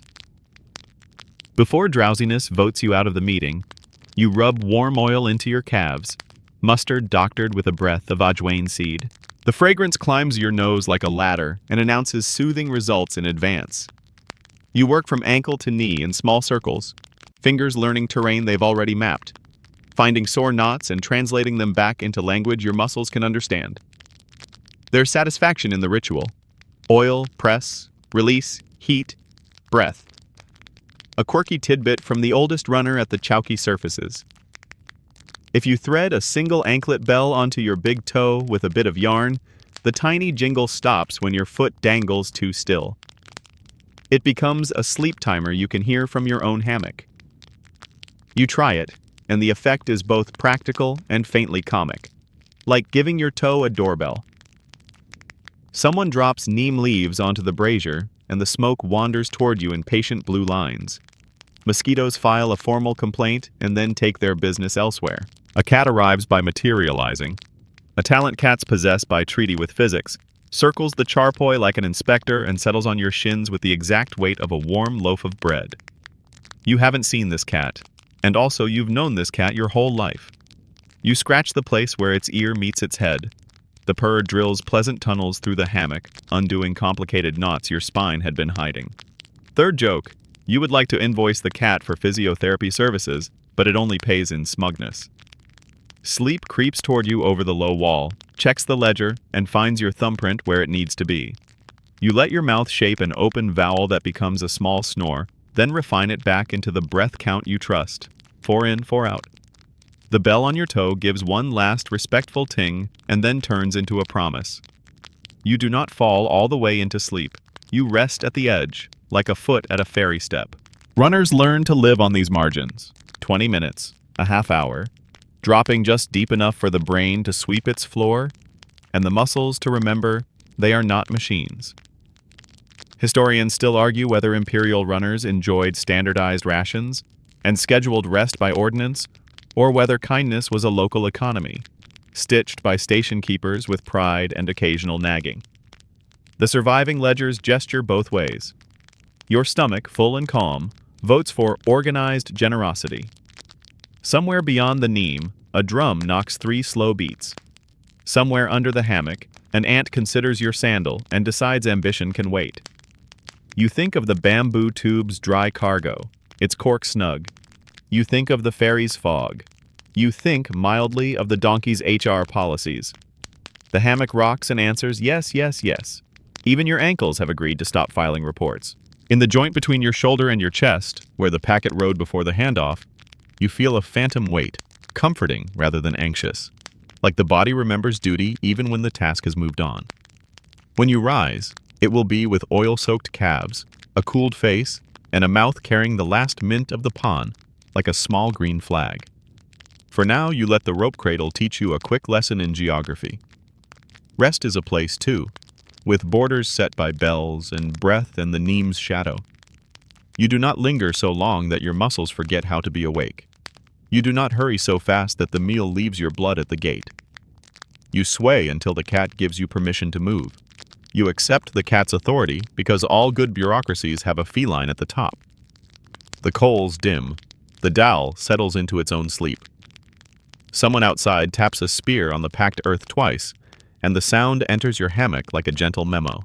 You answer by swinging your feet to the ground, oil slick and sure, and tightening your ankle wraps as if tying bows on a well-wrapped parcel. The bell on your toe goes back to its colleagues at your hip. You stand, lighter by exactly the weight of one brief rest, and the night, noticing your readiness, moves a lantern's width closer. You step back onto the road, carrying not just a rested body, but a schedule stitched out of breath, bells, and sky. The hammock has left a woven memory across your back. The bell resumes its polite syllable. The neem above the courtyard releases a final drop that plops exactly on your nose, a punctuation mark from a very small editor. You smile, rub the oil fully into your calves, and lift your eyes to the moon. Tonight, a worn coin, a little rubbed at the edges. Then, drop them to your bell. Between silver and bronze, you measure the night. You start with the tool you control. 4 in, 4 out. 8 beats make a tiny gari in your head. You stack 15 of those little cycles and call the stack a private watch. Your thumb finds the 3 knots on your sash again, first from earlier, second from hope, third from tea, and you decide the distance between knot taps will be 1 quiet quarter hour, even if the sky refuses to acknowledge your committees. A mainstream fact keeps pace. The Mughals inherited and used the Pahar system, 8 parts to the day and night, roughly 3 hours each, while clerks and astronomers also marked time in gari, about 24 minutes, using water clocks, sand glasses, and the drum houses, nakar khanas, whose scheduled music kept forts and cities on a common rhythm. When the nakaras rolled, kitchens, courts, and couriers listened. The sky gives you the second tool, light you can read. The moon is a practical archivist. It files the world into legible shadows. Under its patient accounting, your staff's shadow is roughly the length of your arm. Late night, not yet the pale smudge of pre-dawn. You use the traveler's trick an old runner taught you. Extend your fist at arm's length, stack it on the horizon. Each fist width of moonrise equals roughly an hour toward morning. You stack 2 fists with a margin for optimism, then return to your bell, which prefers numbers it can actually ring. First joke. The moon refuses to sign your timesheet, but it does offer excellent unpaid internships. At the next chowki, the timekeeper, Garial, tends a clepsydra, a shallow bowl with a pinhole, floating in a brass basin. He flips, it sinks. He flips again, the night measured in dignified drownings. You pause to watch a cycle end and another begin, comforted by the bowl's punctual vanishing. And he notes your arrival on his plank. Ring pattern, direction, condition of seal if any. He shows you a sand glass too, a double pair of glass with river grit flowing obediently, and tells you it loses heart and humidity, which is very human of it. You nod, because any device that sulks in monsoon deserves empathy, and because you once sulked for 10 full minutes inside a banyan about a blister. Out on the road again, you listen for the long roll of a nakar khana. Carried on cool air, the fort's drums are a tide of leather and thunder, a scheduled storm gentle enough to organize bakers. When they play the watch changes, the pehar, every ear that cares about time pricks up. Even the donkey, middle management, eternally, looks slightly more efficient for one whole beat. Historians still argue whether rural chowkas synchronized to urban drumhouses or simply drifted within a respectful window, and whether each district enforced a common watch length or allowed local appetites to decide when dal felt like supper and dawn felt like a meeting. You prefer to imagine an empire coordinated not by scolding, but by music, a time you can hum while you walk. Your bell takes on fresh responsibility in this chorus. Not just safety, but pacing against a clock you can't see. You set a small rule, 32 rings per quarter knot, which turns your hip into a metronome and your sash into a ledger. You test the count, rolling beads of breath along the string of your pace, and the numbers prove polite. When the bell's tongue bites too eagerly, you shorten the step. When it sulks, you lengthen. By the third Kosminar, you've stitched 3 private quarters into 1 friendly hour. Friendly because it cooperated. A quirky tidbit for your toolkit. Runners sometimes mute the bell with a twist of thin cotton, not just to soften the tone, but to change its pitch across the night. Higher near villages, so sleepers hear harmless official. Lower in open fields, so animals hear large, unflappable thing. You try a subtle tuck now, and your ring drops a note, going from courtyard spoon to bronze whisper. It pleases the road. It also pleases a heron that lifts from a canal with reluctant dignity, like an elderly scribe rising for tea. You catalog the other clocks that volunteer. The oily flutter of a lamp at a field shrine. Freshly trimmed, so likely first watch ending. The little chorus of dogs moving from desultory debate to full-throated outrage as a cart passes. Dogs are the second hand of every village. The breath of the ground itself as dew begins to silver the grass at ankle height. A preface to the hour when crickets yawn. You add the human clock, too. Stomach tug at predictable intervals. A mouth that asks for black salt exactly when the last kari would say it's time. And a left calf that stores grievances until the second pahar, at which point it forgets them. You step through a tract of indigo fields, dark even by night standards, and the air becomes a quiet chemistry set. Sharp green, ferment, a promise of blue that your lantern can't see. Someone has left a water clock by the bund, a child's project, a pierced gourd in a basin, and you watch it sink because sinking things calm the brain at 2 in the morning. Farther on, a village drum claps a quick code, 2, then 3, which a passing herdsman once told you means merely, all is well and the watchman is awake, which is an excellent thing to shout at the darkness. Second joke, you consider shouting back, same, but your PR department, bell, breath, ankles, recommends restraint. When clouds thin, the Pleiades slip out like spilled salt. You use them shamelessly. In your private astronomy, when they climb a thumb above a particular neem silhouette, you grant yourself 7 sips of water, 1 for each star you can count without squinting. That cadence is not official anywhere, which makes it perfect for everywhere. People in the next village use Venus to decide when ovens should be lit. A caravan you met once swore by Orion's shoulder. Your aunt was notorious for swearing by her own shadow's length, which worked, of course, because she stood wherever supper was being served. The road adds its archival notes. At a bend near a brick causeway, someone has carved a shallow notch at shoulder height in a tree, 1 for each pahar, you guess, smoothed by years of fingers. You touch it as you pass. The notch has no time left in it, but it remembers all the time that's gone. Historians still argue whether watchmen in Akbar's cities called the hours with formulaic cries, later dramatized as Yagte Raho, or whether that sing-song belongs mostly to later urban policing. Either way, your ear recognizes the type. Words stretch to suit the watch so people feel that time is being supervised. The night on staff, the darkness audited by vowels. Near a sarai, a candle clock behaves like a scribe. Stripes painted down its length burn away on schedule, each band a promise kept. The caretaker swears the lines are accurate because his cousin is a weaver who knows spacing, which is exactly how science should work in a courtyard. You donate a ring or two to the ambiance and keep moving, feeling light improve, shadows losing their crisp grammar as dawn drafts the day. And there it is. The faintest rumor of saffron along the horizon. The moon suddenly more sculpture than lantern.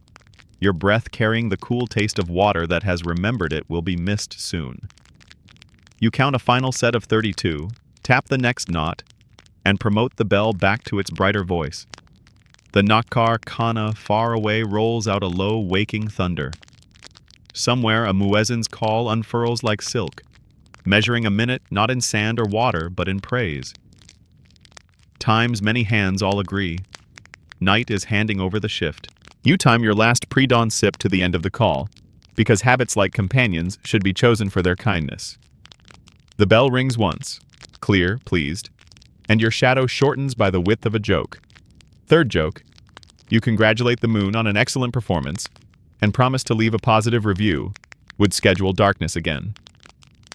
Ahead, the next pillar, the next ledger, the next promise. Between bell and moon, you have learned to read the night's official face, and it has learned to trust your very boring, very reliable handwriting. A wind like cool cloth slides over the fields, and the sky, which has been thinking about dawn for an hour, begins to try it on. Your bell brightens and then hushes again because a new sound cuts a lazy seam across the air. Wing whir, a soft cork pop of a loft door, and the quick important murmuring pigeons make when they agree to become news. Over the sarai wall, a boy flicks his wrist, and the first pair lifts, legs tagged with tiny reed tubes no wider than a quill. You measure your stride against their first arc. Their bodies write a neat oval above the courtyard, and it feels like a kindness. Your feet, their wings, same sentence, different grammar. The boy's uncle, loft keeper by mustache and memory, follows with a second release and a kiss of the tongue that apparently means don't dawdle. A mainstream fact steadies your admiration. Courts and caravans across the subcontinent, Mughals included, kept homing pigeons as quick messengers for short notes and confirmations. Nobles prided themselves on lofts where birds knew 2 or 3 homes by heart, and dispatches rode those hearts tucked in reeds or tied with silk to quick legs. The man catches your eye and lifts a reed tube as if toasting your bell. You raise your staff in return, and for a moment logistics recognizes itself across species. First joke, you briefly envy the bird's ankle wraps. So minimal, so chic. Their spiral collapses into a line toward the next town's roofline, and you tuck the image into your ribs as a pacing cue. Small flurry at takeoff, then the long, boring efficiency that gets any creature home. You keep 4 in, 4 out. You nudge your bell's cotton mute a hair tighter so its tone sits just under the morning's first gossip. Somewhere ahead, a drum coughs into readiness. 2 slow beats spaced like polite nods, and your body clocks the interval without bothering your mind. The road's orchestra is assembling. Wings, then leather, then hooves. The hooves arrive with the smell of camel, which is to say a mixture of sun-warmed wool, old rope, and the faint, complicated dignity of an animal that invented unbothered. A rider rises over the crest like a ship's prow. His camel's pace is the original metronome for distances that frighten water. Left, right, the odd, rolling 2-beat that feels like you're walking next to a clock with long legs. You shift to the shoulder to let him pass, and set your stride to his sway just to feel the difference. Your bell on 8th notes, his bells, big copper cups, throats stuffed with wool for tone, on quarters. A mainstream anchor, state couriers used camels on dry stretches and desert margins for long legs, where horses boiled away their patience. In Rajasthan, across Sindh, and on dusty ribs of Gujarat, Uth Dak moved orders and tallied taxes at a rhythm that refused to tire. You and the rider exchanged the quick survey. Mud, rope bridge, fog earlier, and you mention the loose bricks near the 3rd pillar. He grins, pulls a leather water flask clean from the saddle with one long arm, and offers it in a sweep that suggests he's been generous for years. You sip, nod, and ask about his bells. He taps one with a fingernail. It answers dully, pleased to be important. He says the drover tuned them last month by packing one with a twist of rag, leaving another clear so the pair together sings a beat the camels prefer. Historians still argue whether such tunings were habit or superstition, and whether camels truly lengthen stride at certain pitches, or whether drovers simply walk better to a tune they like. The rider shrugs at the controversy the way camels shrug at weather. It works when it works, he says, and the camel agrees by continuing to be a camel. He lopes on, a slow, inevitable punctuation mark heading down the page, and you feel your own pace recalibrate to human scale. Smaller engine, same road. A quirky tidbit you once heard in a loft floats up. Some pigeon keepers rub a whisper of sesame oil over a bird's pin feathers before long flights to shed dew, claiming hawks prefer dry prey. Whether or not the hawks signed off on this is unclear, but the birds do come home looking like they've flown through a well-made kitchen. You smile at the thought and at the memory of your own sesame-scented ankles, runner and pigeon, both politely greased for the day's work. The drum speaks again, closer now, a village dole that trades message for melody. Two long, one short, the pattern you've heard used for gate open soon or watch relieved. You measure your last 32 rings to line up with its end, because sometimes collaboration is mostly not being rude. The tollkeeper stands by the chowk at the edge of town, sticks easy in his hands, posture that of a man who has told whole harvests when to wake, and bandits that a village is rehearsed and ready. He nods at your bell like you're a junior colleague and taps a soft bracket around your passing, so dogs recalibrate from who to oh, it's the audible schedule. This drummed language is not perfect, which is one of its comforts. A pattern can mean fire in one place and meeting in another, and in the next place, both are just excuses for people to gather with pots. Historians still argue whether any region standardized codes beyond a valley or two, or whether beats simply wore meaning the way paths wear grooves. Locally obvious, from a distance unknowable. Your experience votes for regional dialects of certainty. Wherever you go, the second stroke is for attention, the last for reassurances, and everything in between is local poetry. As the town yawns awake, pigeons returning from short errands crop the sky with tiny commas, and a second camel string combs the road with padded feet. You time your breath to pass between their shadows, enjoying how the bell seems to enjoy the company of other timetables. The Nakar Khana up on the fort wall gives a grand roll to change the watch, and for a heartbeat even the goats, procurement, eternally, look like they're pretending to have meetings. Second joke. If you issue a memo to goats, please include a line item for leaf depreciation. At a well, a girl raises her pot in greeting and then inquires, with frank curiosity that ignores centuries, whether your bell gets bored. You tell her the bell is a minimalist and likes repetition, also that you once tried to give it a day off and your ankles filed a complaint. She snorts and sets the pot on her head like a moon. You promise yourself, for morale, a fennel seed at the next miner. Your mouth applauds this leadership. Out past the fields, wind crosses an open patch and brings you the quick glitter of pigeon wings turning at once. 15-20 birds banking like a thought changing its mind. You match the curve with a tiny change in your line to skirt a puddle, a private salute to a flock that will reach its roof well before you reach the pillar. The bell ticks. Your breaths stack. A herdsman's long call loops over the grass, vowels made of rope and distance. At the edge of another hamlet, the drum starts again, this time with a skip, da-dum, da-dum-dum, that the watchman told you once is the code for stranger, but not trouble. You appreciate the nuance. Your entire profession is stranger, not trouble, with optional dal. You keep your shoulders arranged in the posture of a person whose intentions are legible from across a lane. The donkey from earlier makes a cameo, planted perpendicular to progress, radiating management. You detour with the customary deference to bureaucracy. Third joke. You consider filing a requisition for a bypass road around this individual donkey. The morning sharpens. Shadows pick up crisp edges. The pigeons have already vanished into business. The camels are dots. The drum fades into kitchen sounds. Spoons, lids, a laugh that must have been waiting all night to be useful. You keep to your long, kind stride, a half smile on your mouth, not because anything grand has happened, but because 3 clocks, wing, hoof, drum, kept you company, and none of them asked to see your paperwork. Your bell returns to its brighter register, nudged free of cotton, and the road lifts very slightly under your feet as if to say, yes, this is the hour we prefer. You promise yourself tea at the next chowkey, spiced, not argumentative, and a minute to rub more oil into the ankle wrap that just saved you from bragging. The pillar ahead looks like a peeled candle. You will tap it, and some pigeon, somewhere, will clock the sound as part of the morning it owns. The camel, far up the page, will keep turning distance into something that can be written down.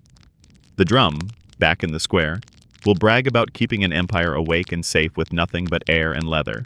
You will do your job the same way you always do.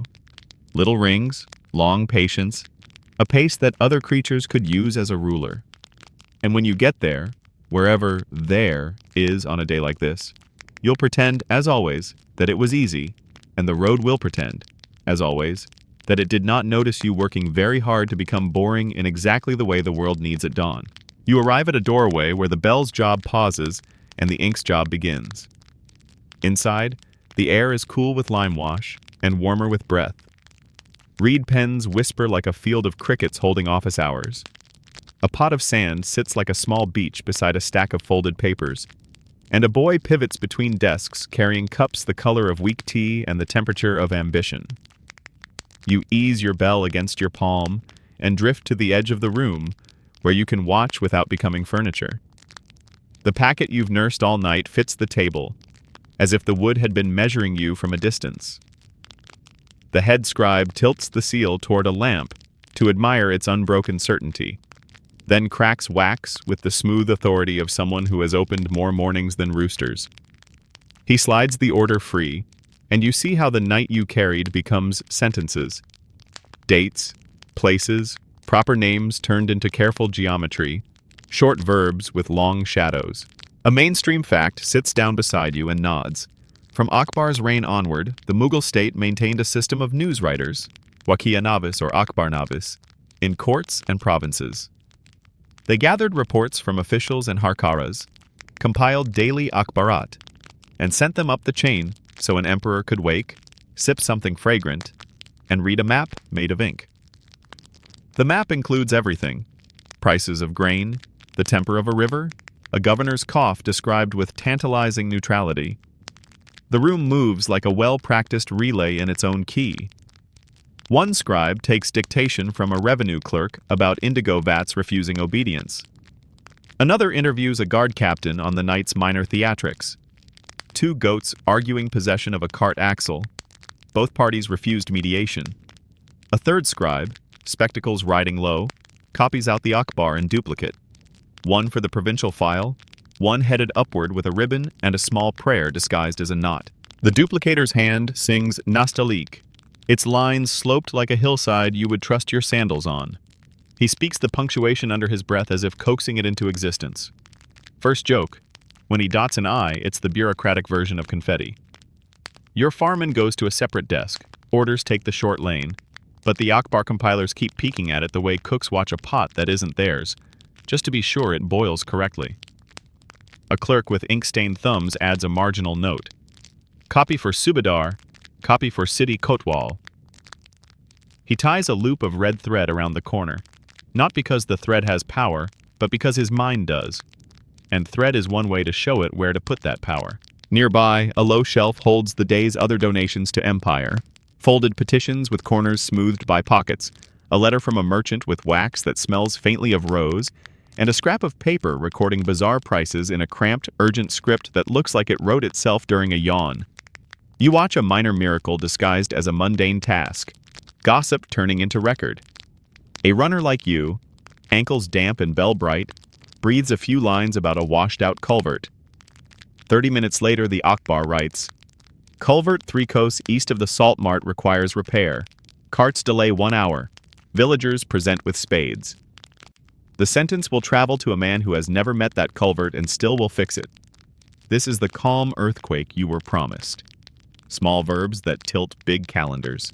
A quirky tidbit lands in your ear from the oldest scribe, who treats you like a nephew because you arrived with a bell. Sometimes the ink itself is perfumed with saffron water on feast days, so the Akbar opens like a garden.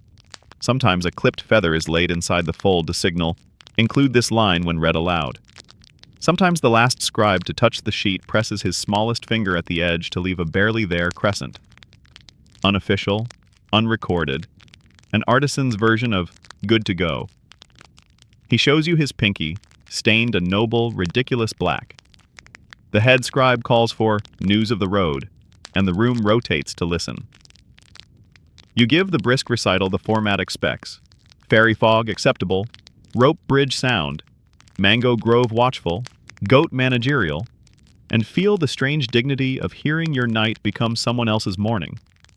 The scribe nods, then adds a line you didn't know he needed. Runner states bell patterns recognized at New Chowki beyond canal. That will matter to a kotwal you will never see, and to a watchman whose drum will learn a new accent by sundown. Second joke. You consider charging a consulting fee in chickpeas. The boy with the tea resupplies everyone, and drops a slate onto a cushion with the awe of a drummer setting his instrument. On the slate are the headings that will shape today's Akbar: court and camp, province and frontier, water and weather, prices and stores, roads and relays, and the delightful category everyone loves to hate: matters relating to omens, dreams, and visitors of note. Under that last heading, someone is currently writing, "A two-headed calf reputed near the indigo tanks. Villagers divided as to whether it counts as 2 calves worth of trouble." Historians still argue whether such wonders were indulgences scribbled by bored clerks or valued signals of mood and meaning in a world that read the sky like a second scripture. The argument has footnotes. The calf, alas, has 2. Copies multiply. A copyist, fingers fine as sparrow bones, writes the heading Akbari Darbar in a proud swell, and then, below, records a triviality with the same gravity he'd give to troop movements. Kitchen sent for pistachios again. You suspect the emperor's afternoon deserves pistachios, but appreciate the bureaucratic democracy of ink, where nuts and wars share margins. A mainstream anchor leans over your shoulder. During Aurangzeb's long, complicated reign, vast runs of Akbarat survive. Daily bulletins that modern scholars read like weather reports of a nervous century. Sieges, receipts, moonrises, a prince's fever, and the exact day a certain bridge pretended to be a river. At a side table, an accountant tallies pay for chowkidars and runners, lips moving as if reciting poetry grudgingly. He adds a bonus for monsoon duty and another for night of unusual business, which you suspect refers to that time the goat union staged a blockade. He asks if the rope on the jula pole needs mending. You say yes. He writes yes. Somewhere by evening, 2 coils of fresh coir will start a journey that ends with your ankles being quietly grateful next week. The head scribe lifts his pen, and, for a moment, the room holds its breath. He draws a line under the day's column, a tiny horizon the ink will not cross. And then he reads, not loudly, this is not theater, but with an even cadence that can be cut into by interruptions without bleeding. You hear your culvert and your fog and the drum codes manifest as lines of Persian that sound like someone smoothing linen. The boy with tea looks pleased to recognize the goats, as if a favorite character has returned to a popular series. Third joke, you're waiting for the spin-off where the donkey gets a redemption arc. When the reading ends, the copies are dusted with sand, the excess tipped back into the bowl with a librarian's thrift, and the sheets folded along old habits into tidy rectangles that will travel under ribbons, or into reed tubes, if a pigeon deserves a tiny promotion. A seal con affixes red lac with a motion so practiced it could be mistaken for a reflex. He stamps one copy for the provincial chest, and another with a sign that means this goes more quickly than others, please. And do not let the clerk at the gate set it under his lunch. He smiles at you with the exhausted kindness of a person who trusts strangers with news every day and has not been disappointed enough to stop. You sign the ledger with your ceremonial thumb again and feel the circle close. Bell to ink, ink to bell. The head scribe asks if you can carry a side packet to the next chowkey, price notes and a letter to a cousin with a sense of humor. And you tuck it into your sash because this is how networks show affection, by assigning you errands that keep the road full of reasons. He sends you off with a blessing disguised as logistics. Mind the low bridge where the potters left their shards. The shards have ambitions. At the threshold, you breathe in the room one last time. Gum Arabic, wet reed, paper still drying into authority, the thin metallic promise of seal wax. The boy shuffles a list of headings that will become tomorrow. You step into daylight, bell ready, and the words you just heard turn into the world you're about to walk. Culvert to be mended, drum codes to be practiced, goats to be shooed toward vocational training. Behind you, the Akbar teaches the empire how to remember. Ahead, your bell teaches the empire how to arrive. You arrive at a doorway where the bell's job pauses and the ink's job begins. Inside, the air is cool with lime wash and warmer with breath. Reed pens whisper like a field of crickets holding office hours. A pot of sand sits like a small beach beside a stack of folded papers, and a boy pivots between desks carrying cups the color of weak tea and the temperature of ambition. You ease your bell against your palm and drift to the edge of the room where you can watch without becoming furniture. The packet you've nursed all night fits the table as if the wood had been measuring you from a distance. The head scribe tilts the seal toward a lamp to admire its unbroken certainty, then cracks wax with the smooth authority of someone who has opened more mornings than roosters. He slides the order free, and you see how the night you carried becomes sentences. Dates, places, proper names turned into careful geometry, short verbs with long shadows. A mainstream fact sits down beside you and nods. From Akbar's reign onward, the Mughal state maintained a system of news writers, Wakia Navis or Akbar Navis, in courts and provinces. They gathered reports from officials and harkaras, compiled daily Akbarat, and sent them up the chain so an emperor could wake, sip something fragrant, and read a map made of ink. The map includes everything: prices of grain, the temper of a river, a governor's cough described with tantalizing neutrality. The room moves like a well-practiced relay in its own key. One scribe takes dictation from a revenue clerk about indigo vats refusing obedience. Another interviews a guard captain on the night's minor theatrics, two goats arguing possession of a cart axle. Both parties refused mediation. A third scribe, spectacles riding low, copies out the Akbar in duplicate, one for the provincial file, one headed upward with a ribbon, and a small prayer disguised as a knot. The duplicator's hand sings nostalgique, its lines sloped like a hillside you would trust your sandals on. He speaks the punctuation under his breath as if coaxing it into existence. First joke: when he dots an I, it's the bureaucratic version of confetti. Your farman goes to a separate desk. Orders take the short lane, but the Akbar compilers keep peeking at it the way cooks watch a pot that isn't theirs, just to be sure it boils correctly.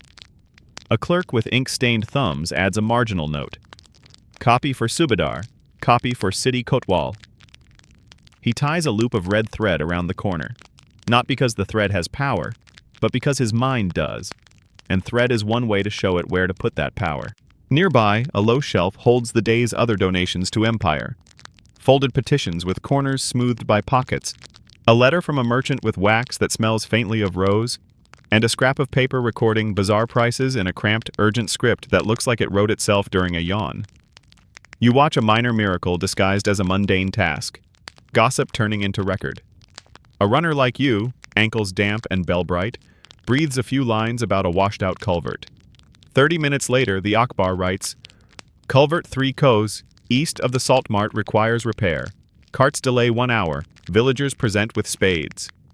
The sentence will travel to a man who has never met that culvert and still will fix it. This is the calm earthquake you were promised. Small verbs that tilt big calendars. A quirky tidbit lands in your ear from the oldest scribe, who treats you like a nephew because you arrived with a bell. Sometimes the ink itself is perfumed with saffron water on feast days, so the Akbar opens like a garden.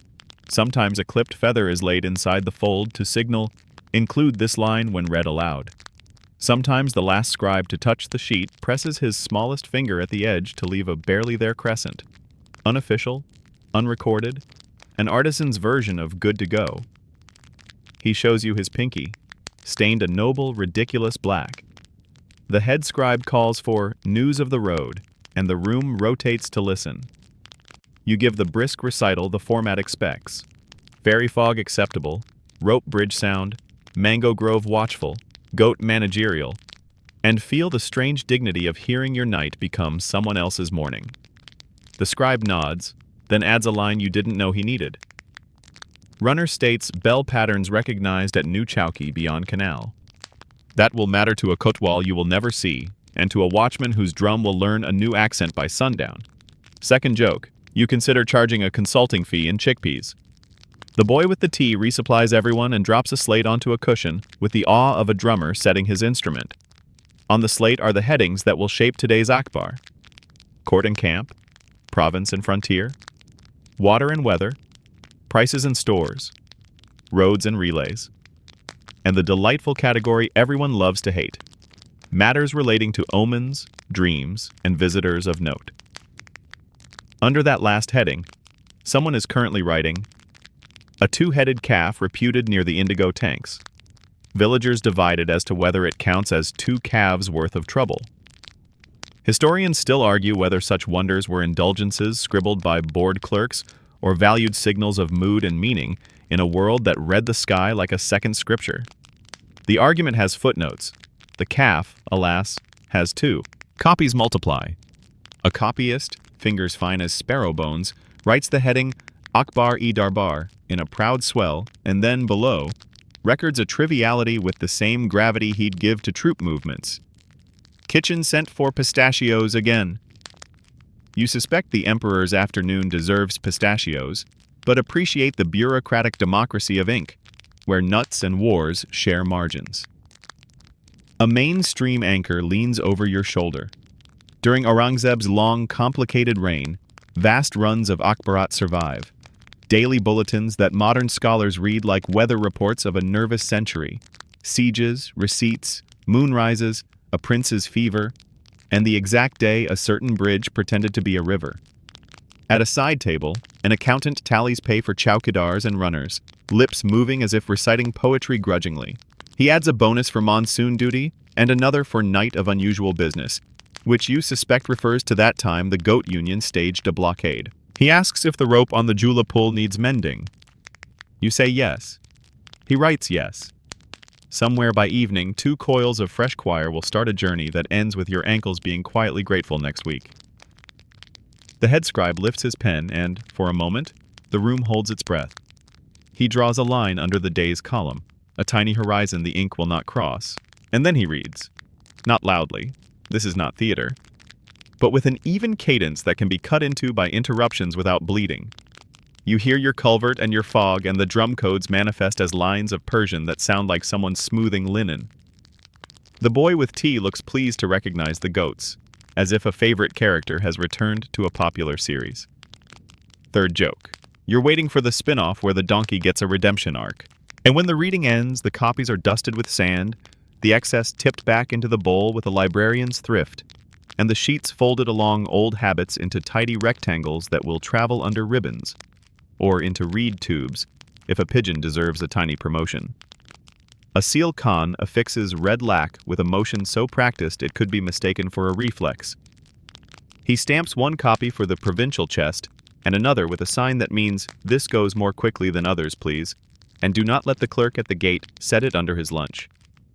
He smiles at you with the exhausted kindness of a person who trusts strangers with news every day and has not been disappointed enough to stop. You sign the ledger with your ceremonial thumb again and feel the circle close. Bell to ink, ink to bell. The head scribe asks if you can carry a side packet to the next chowky, price notes and a letter to a cousin with a sense of humor. And you tuck it into your sash because this is how networks show affection. By assigning you errands that keep the road full of reasons. He sends you off with a blessing disguised as logistics. Mind the low bridge where the potters left their shards. The shards have ambitions. At the threshold, you breathe in the room one last time. Gum Arabic, wet reed, paper still drying into authority, the thin metallic promise of seal wax. The boy shuffles a list of headings that will become tomorrow. You step into daylight, bell ready, and the words you just heard turn into the world you're about to walk. Culvert to be mended, drum codes to be practiced, goats to be shooed toward vocational training. Behind you, the Akbar teaches the empire how to remember. Ahead, your bell teaches the empire how to arrive. Southward, the road forgets to be flat and remembers the word gat in its mountain sense, a ribbon that climbs, then doubles back on itself like a careful thought. The air dries to brass, the light picks up a taste of pepper. Your bell goes from honeyed to bright, as if the slope has tuned it up a step. You loosen your sash a finger's width to give the ribs room, retie your gamcha, so sweat has a plan, and let your stride shorten until each step sets its own anchor. Far below, the last river gat you used is a geometry of steps with lamps the size of commas. Up here, gats are paragraphs of stone and switchback, each turn a sentence that persuades you gently, but thoroughly, to rise. Basalt shoulders the world. Outcrops loom like sleeping elephants, dark and cool even when the sun files its formal complaint. The path scrapes across laterite patches and then grips black cotton soil that clings to your sandals like an affectionate cousin. A mainstream fact steadies your climb. Much of the Deccan Plateau is built from ancient lava flows, the Deccan Traps. Layer upon layer of basalt that hill forts bite into and roads carve along. Those forts sprouted watchtowers and zigzag gates that made invading uphill feel like arguing with a staircase. You see one now, a silhouette with teeth. Ramparts stepping across a ridge, a gate angled to make speed, forget itself. And, off to the side, a slender tower like a quill set upright, reminding the sky to sign its name. Heat here is a colleague with strong opinions. It presses into the hollows at your collarbone, settles along the bell's rim, asks whether you have filled out the correct hydration forms. You pour 2 mouthfuls from your lota onto the crown of your turban and let the cloth become weather. A bishti passes leading his mashk like a small brown moon, the leather jacketed in plaited kus, vetiver root, so the breeze picks up the green smell and turns water into perfume. A quirky tidbit from the plateau. Some runners thread thin mats of kus across their belt or slide a small pad beneath the sash. A splash from the lota, and the mat becomes a private monsoon, scenting you like grass after rain. You adjust yours and the bell, pleased, sounds as if it's ringing in a garden. Switchbacks teach patience in a new dialect. You take corners wide and breathe into your back, letting the hills borrow your lungs for a minute. Lizards watch from the rocks with the fiscal scrutiny of auditors, their throats pulsing approval whenever you choose the kinder line. First joke. One lizard's look says your bell-to-stride ratio is within acceptable variance. Farther up, the path squeezes between 2 knobs of stone, and a breeze threads the gap to play your bell like a finger on crystal. You tip your staff to thank the breeze for its musical education and carry on. A chowky hugs a ledge where 2 valleys argue about who invented shade. Men sit cross-legged, spears laid down to rest like tired ideas, a drum at one elbow and a ledger at the other. The watchman's face has the rinsed, sensible calm of a person who has counted dust devils for fun. He offers you a pinch of black salt, a wedge of lime, and advice about the next bend. It pretends to be the top. Do not believe it. You share the road's news.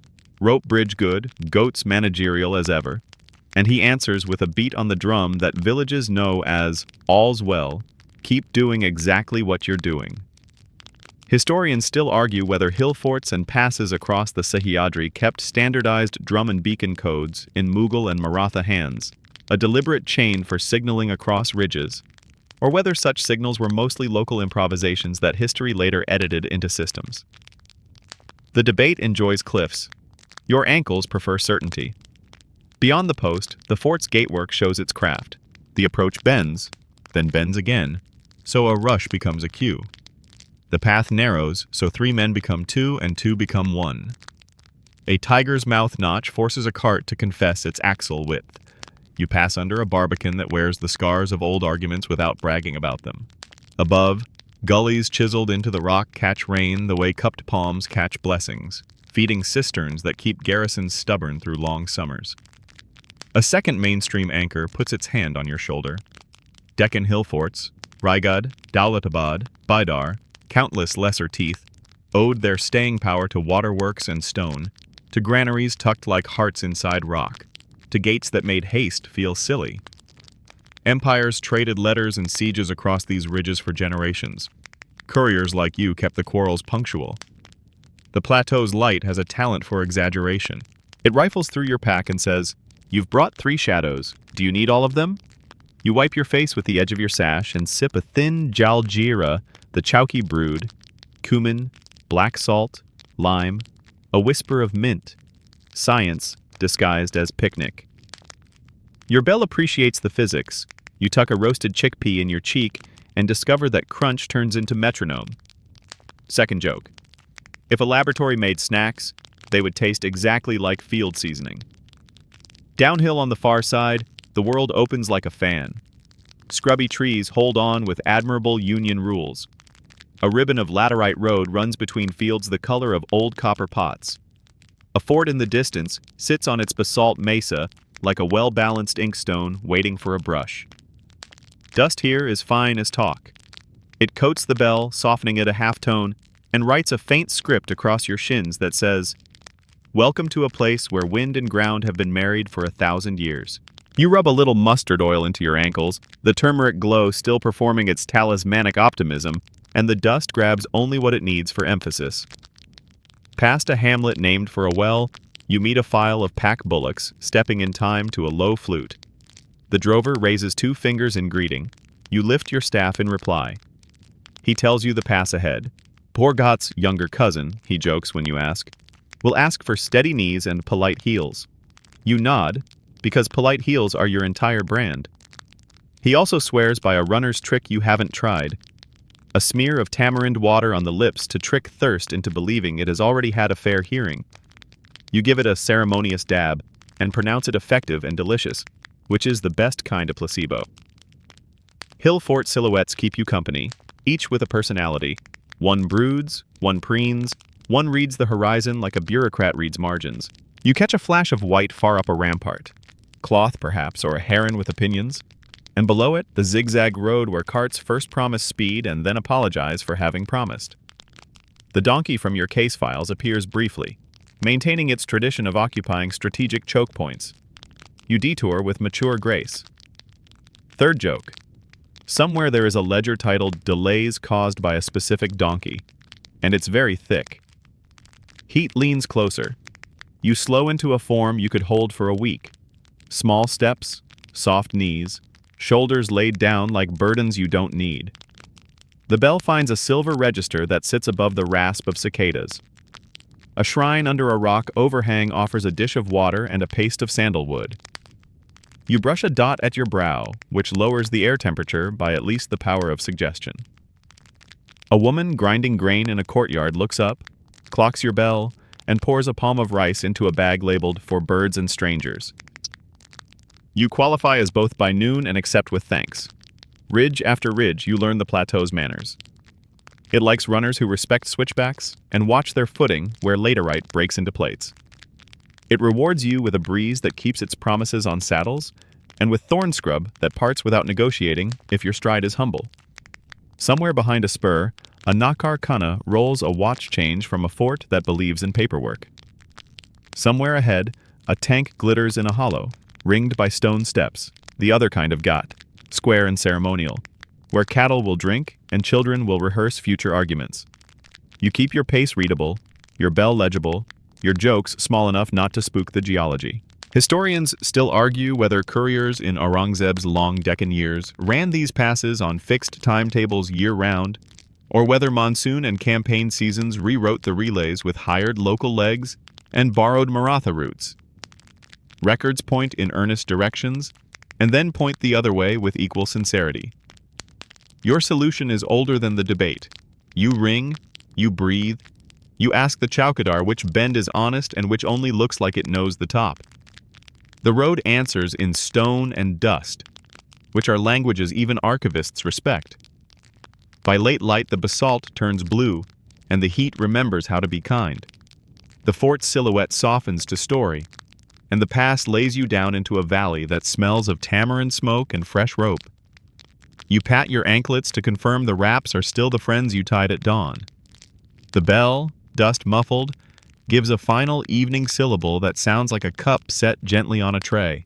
You step into the valley's cooler sentence, carrying the plateau's grammar in your calves and the fort's patient punctuation in your head, ready to finish this detour and return your letter to morning. Dawn arrives like a clerk, quiet, punctual, carrying a key. The drums on the fort roll the watch change, and the city gate yawns, one leaf first, then the other. The hinges talking in a low voice about yesterday. You come in with the first carts and the last stars, bell trimmed to a civil tone, lantern hooded to a memory. A Kotwal's man at the arch touches his spear to the ground once, not to stop you, but to mark the minute you slip past, and your feet, remembering every coast miner you patted, ease onto stone that has known so many arrivals, it has learned restraint. Courtyards unlock themselves in sequence. A sweeper lays water down on dusty flagstones. A boy carries cups. A scribe coughs his pen awake.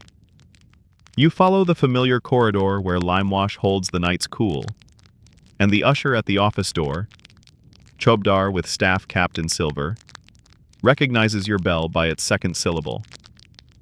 He nods you through. The packet rides your ribs one last measured breath, still oiled paper perfect, seal intact and faintly smug, and your hand is steady because you have rehearsed this handover across a dozen rooms, 100 nights, 1,000 rings. The clerk of arrivals holds out his palm flat, not grabbing, simply offering the steady platform a letter prefers. You place the packet there, and the world's noise thins a little, as if the air steps back to let ink come closer.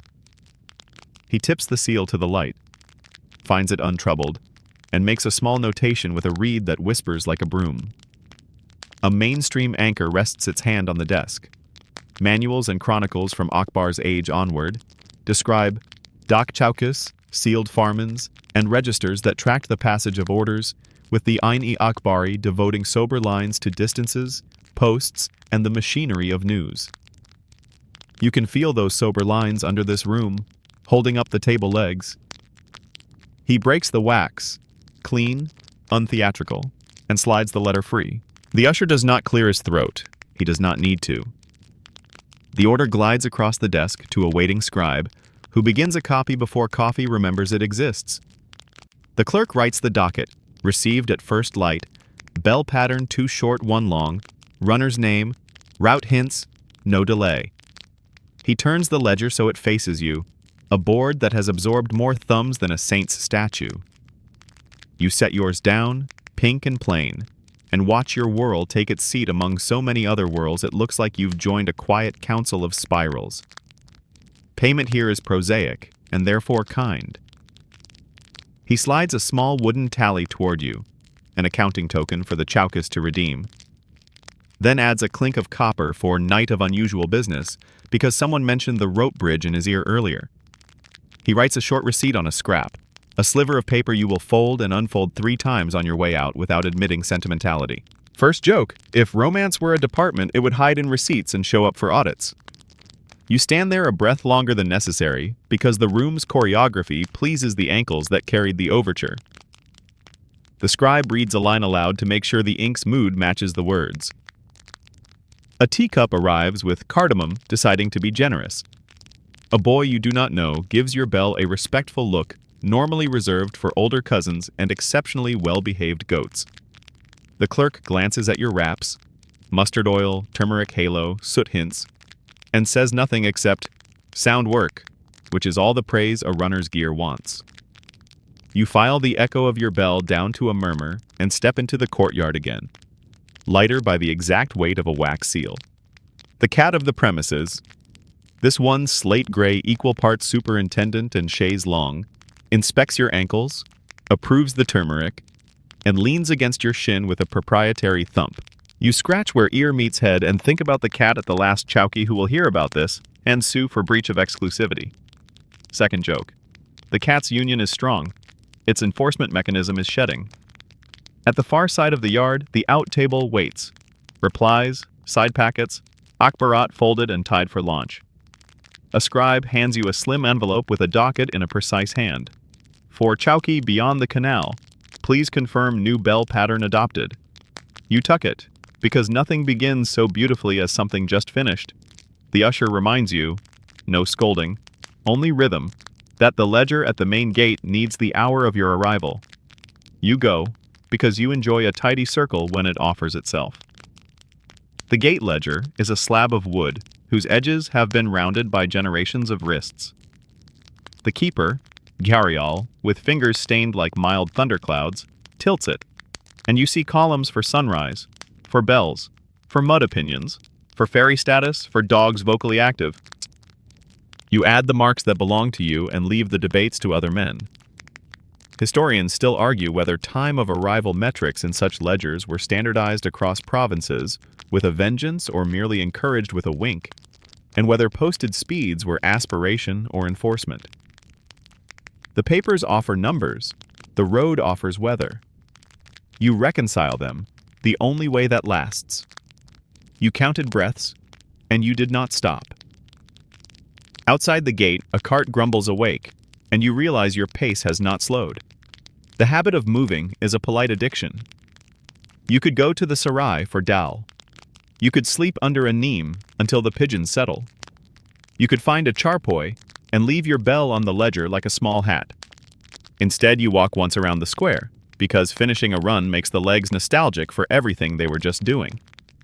A donkey, inevitable, managerial, deeply focused, rearranges itself into the only possible obstacle between you and a water cellar.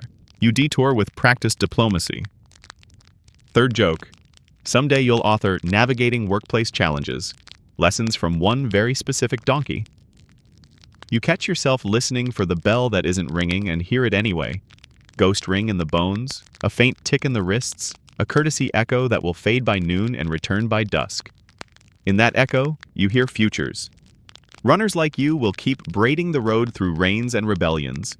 Other hands will write Akbar in cities you haven't seen. Other drums will clip meanings onto mornings. Other couriers will tuck ciphers into reeds and cholos. And one day a brass horn on a coach will borrow your bell's job and shout it from farther off. And later still, a whistle will learn to do it from a rail. The line will change instruments. The rhythm will remain politely the same. A mainstream certainty keeps your imagination honest. The DAC, in many guises, will outlive courts and uniforms, morphing through bungalows, postmarks, pigeon lofts, and telegraphs, but always relying on people who learn the trick of turning distance into repetition. Whatever logos print themselves on satchels, the trick remains what your ankles already know. Slow is fast, steady is kind. Bells are the friend of everyone who sleeps. You return the empty reed tube to the clerk with a nod. No longer needed. It did its quiet work. And the clerk, without ceremony, hangs it on a nail above the desk where tomorrow's tube waits with tomorrow's silence. You sign once more, because ledgers love closure. Then you turn to leave, the gate's shade laying a last cool thumb on your brow, the city beginning to talk itself into daytime, and your own steps unconsciously finding fours again, because your body can't resist a rhythm that treats it gently. When the sun finally decides to be bright, you will have already eaten, washed your bell, retied your wraps, and maybe taught a new runner how to count breaths in the spaces between numbers. For now, you walk toward breakfast with the modest swagger of someone who carried a few ounces that weighed like policy, set them down where they belonged, and left the room better organized than when you entered. The bell at your hip settles, a tulip-shaped silence, and the road ahead, even empty, looks unmistakably like a promise. And now the night folds itself away, slow as sleep, gentle as a cotton sheet drawn over tired legs.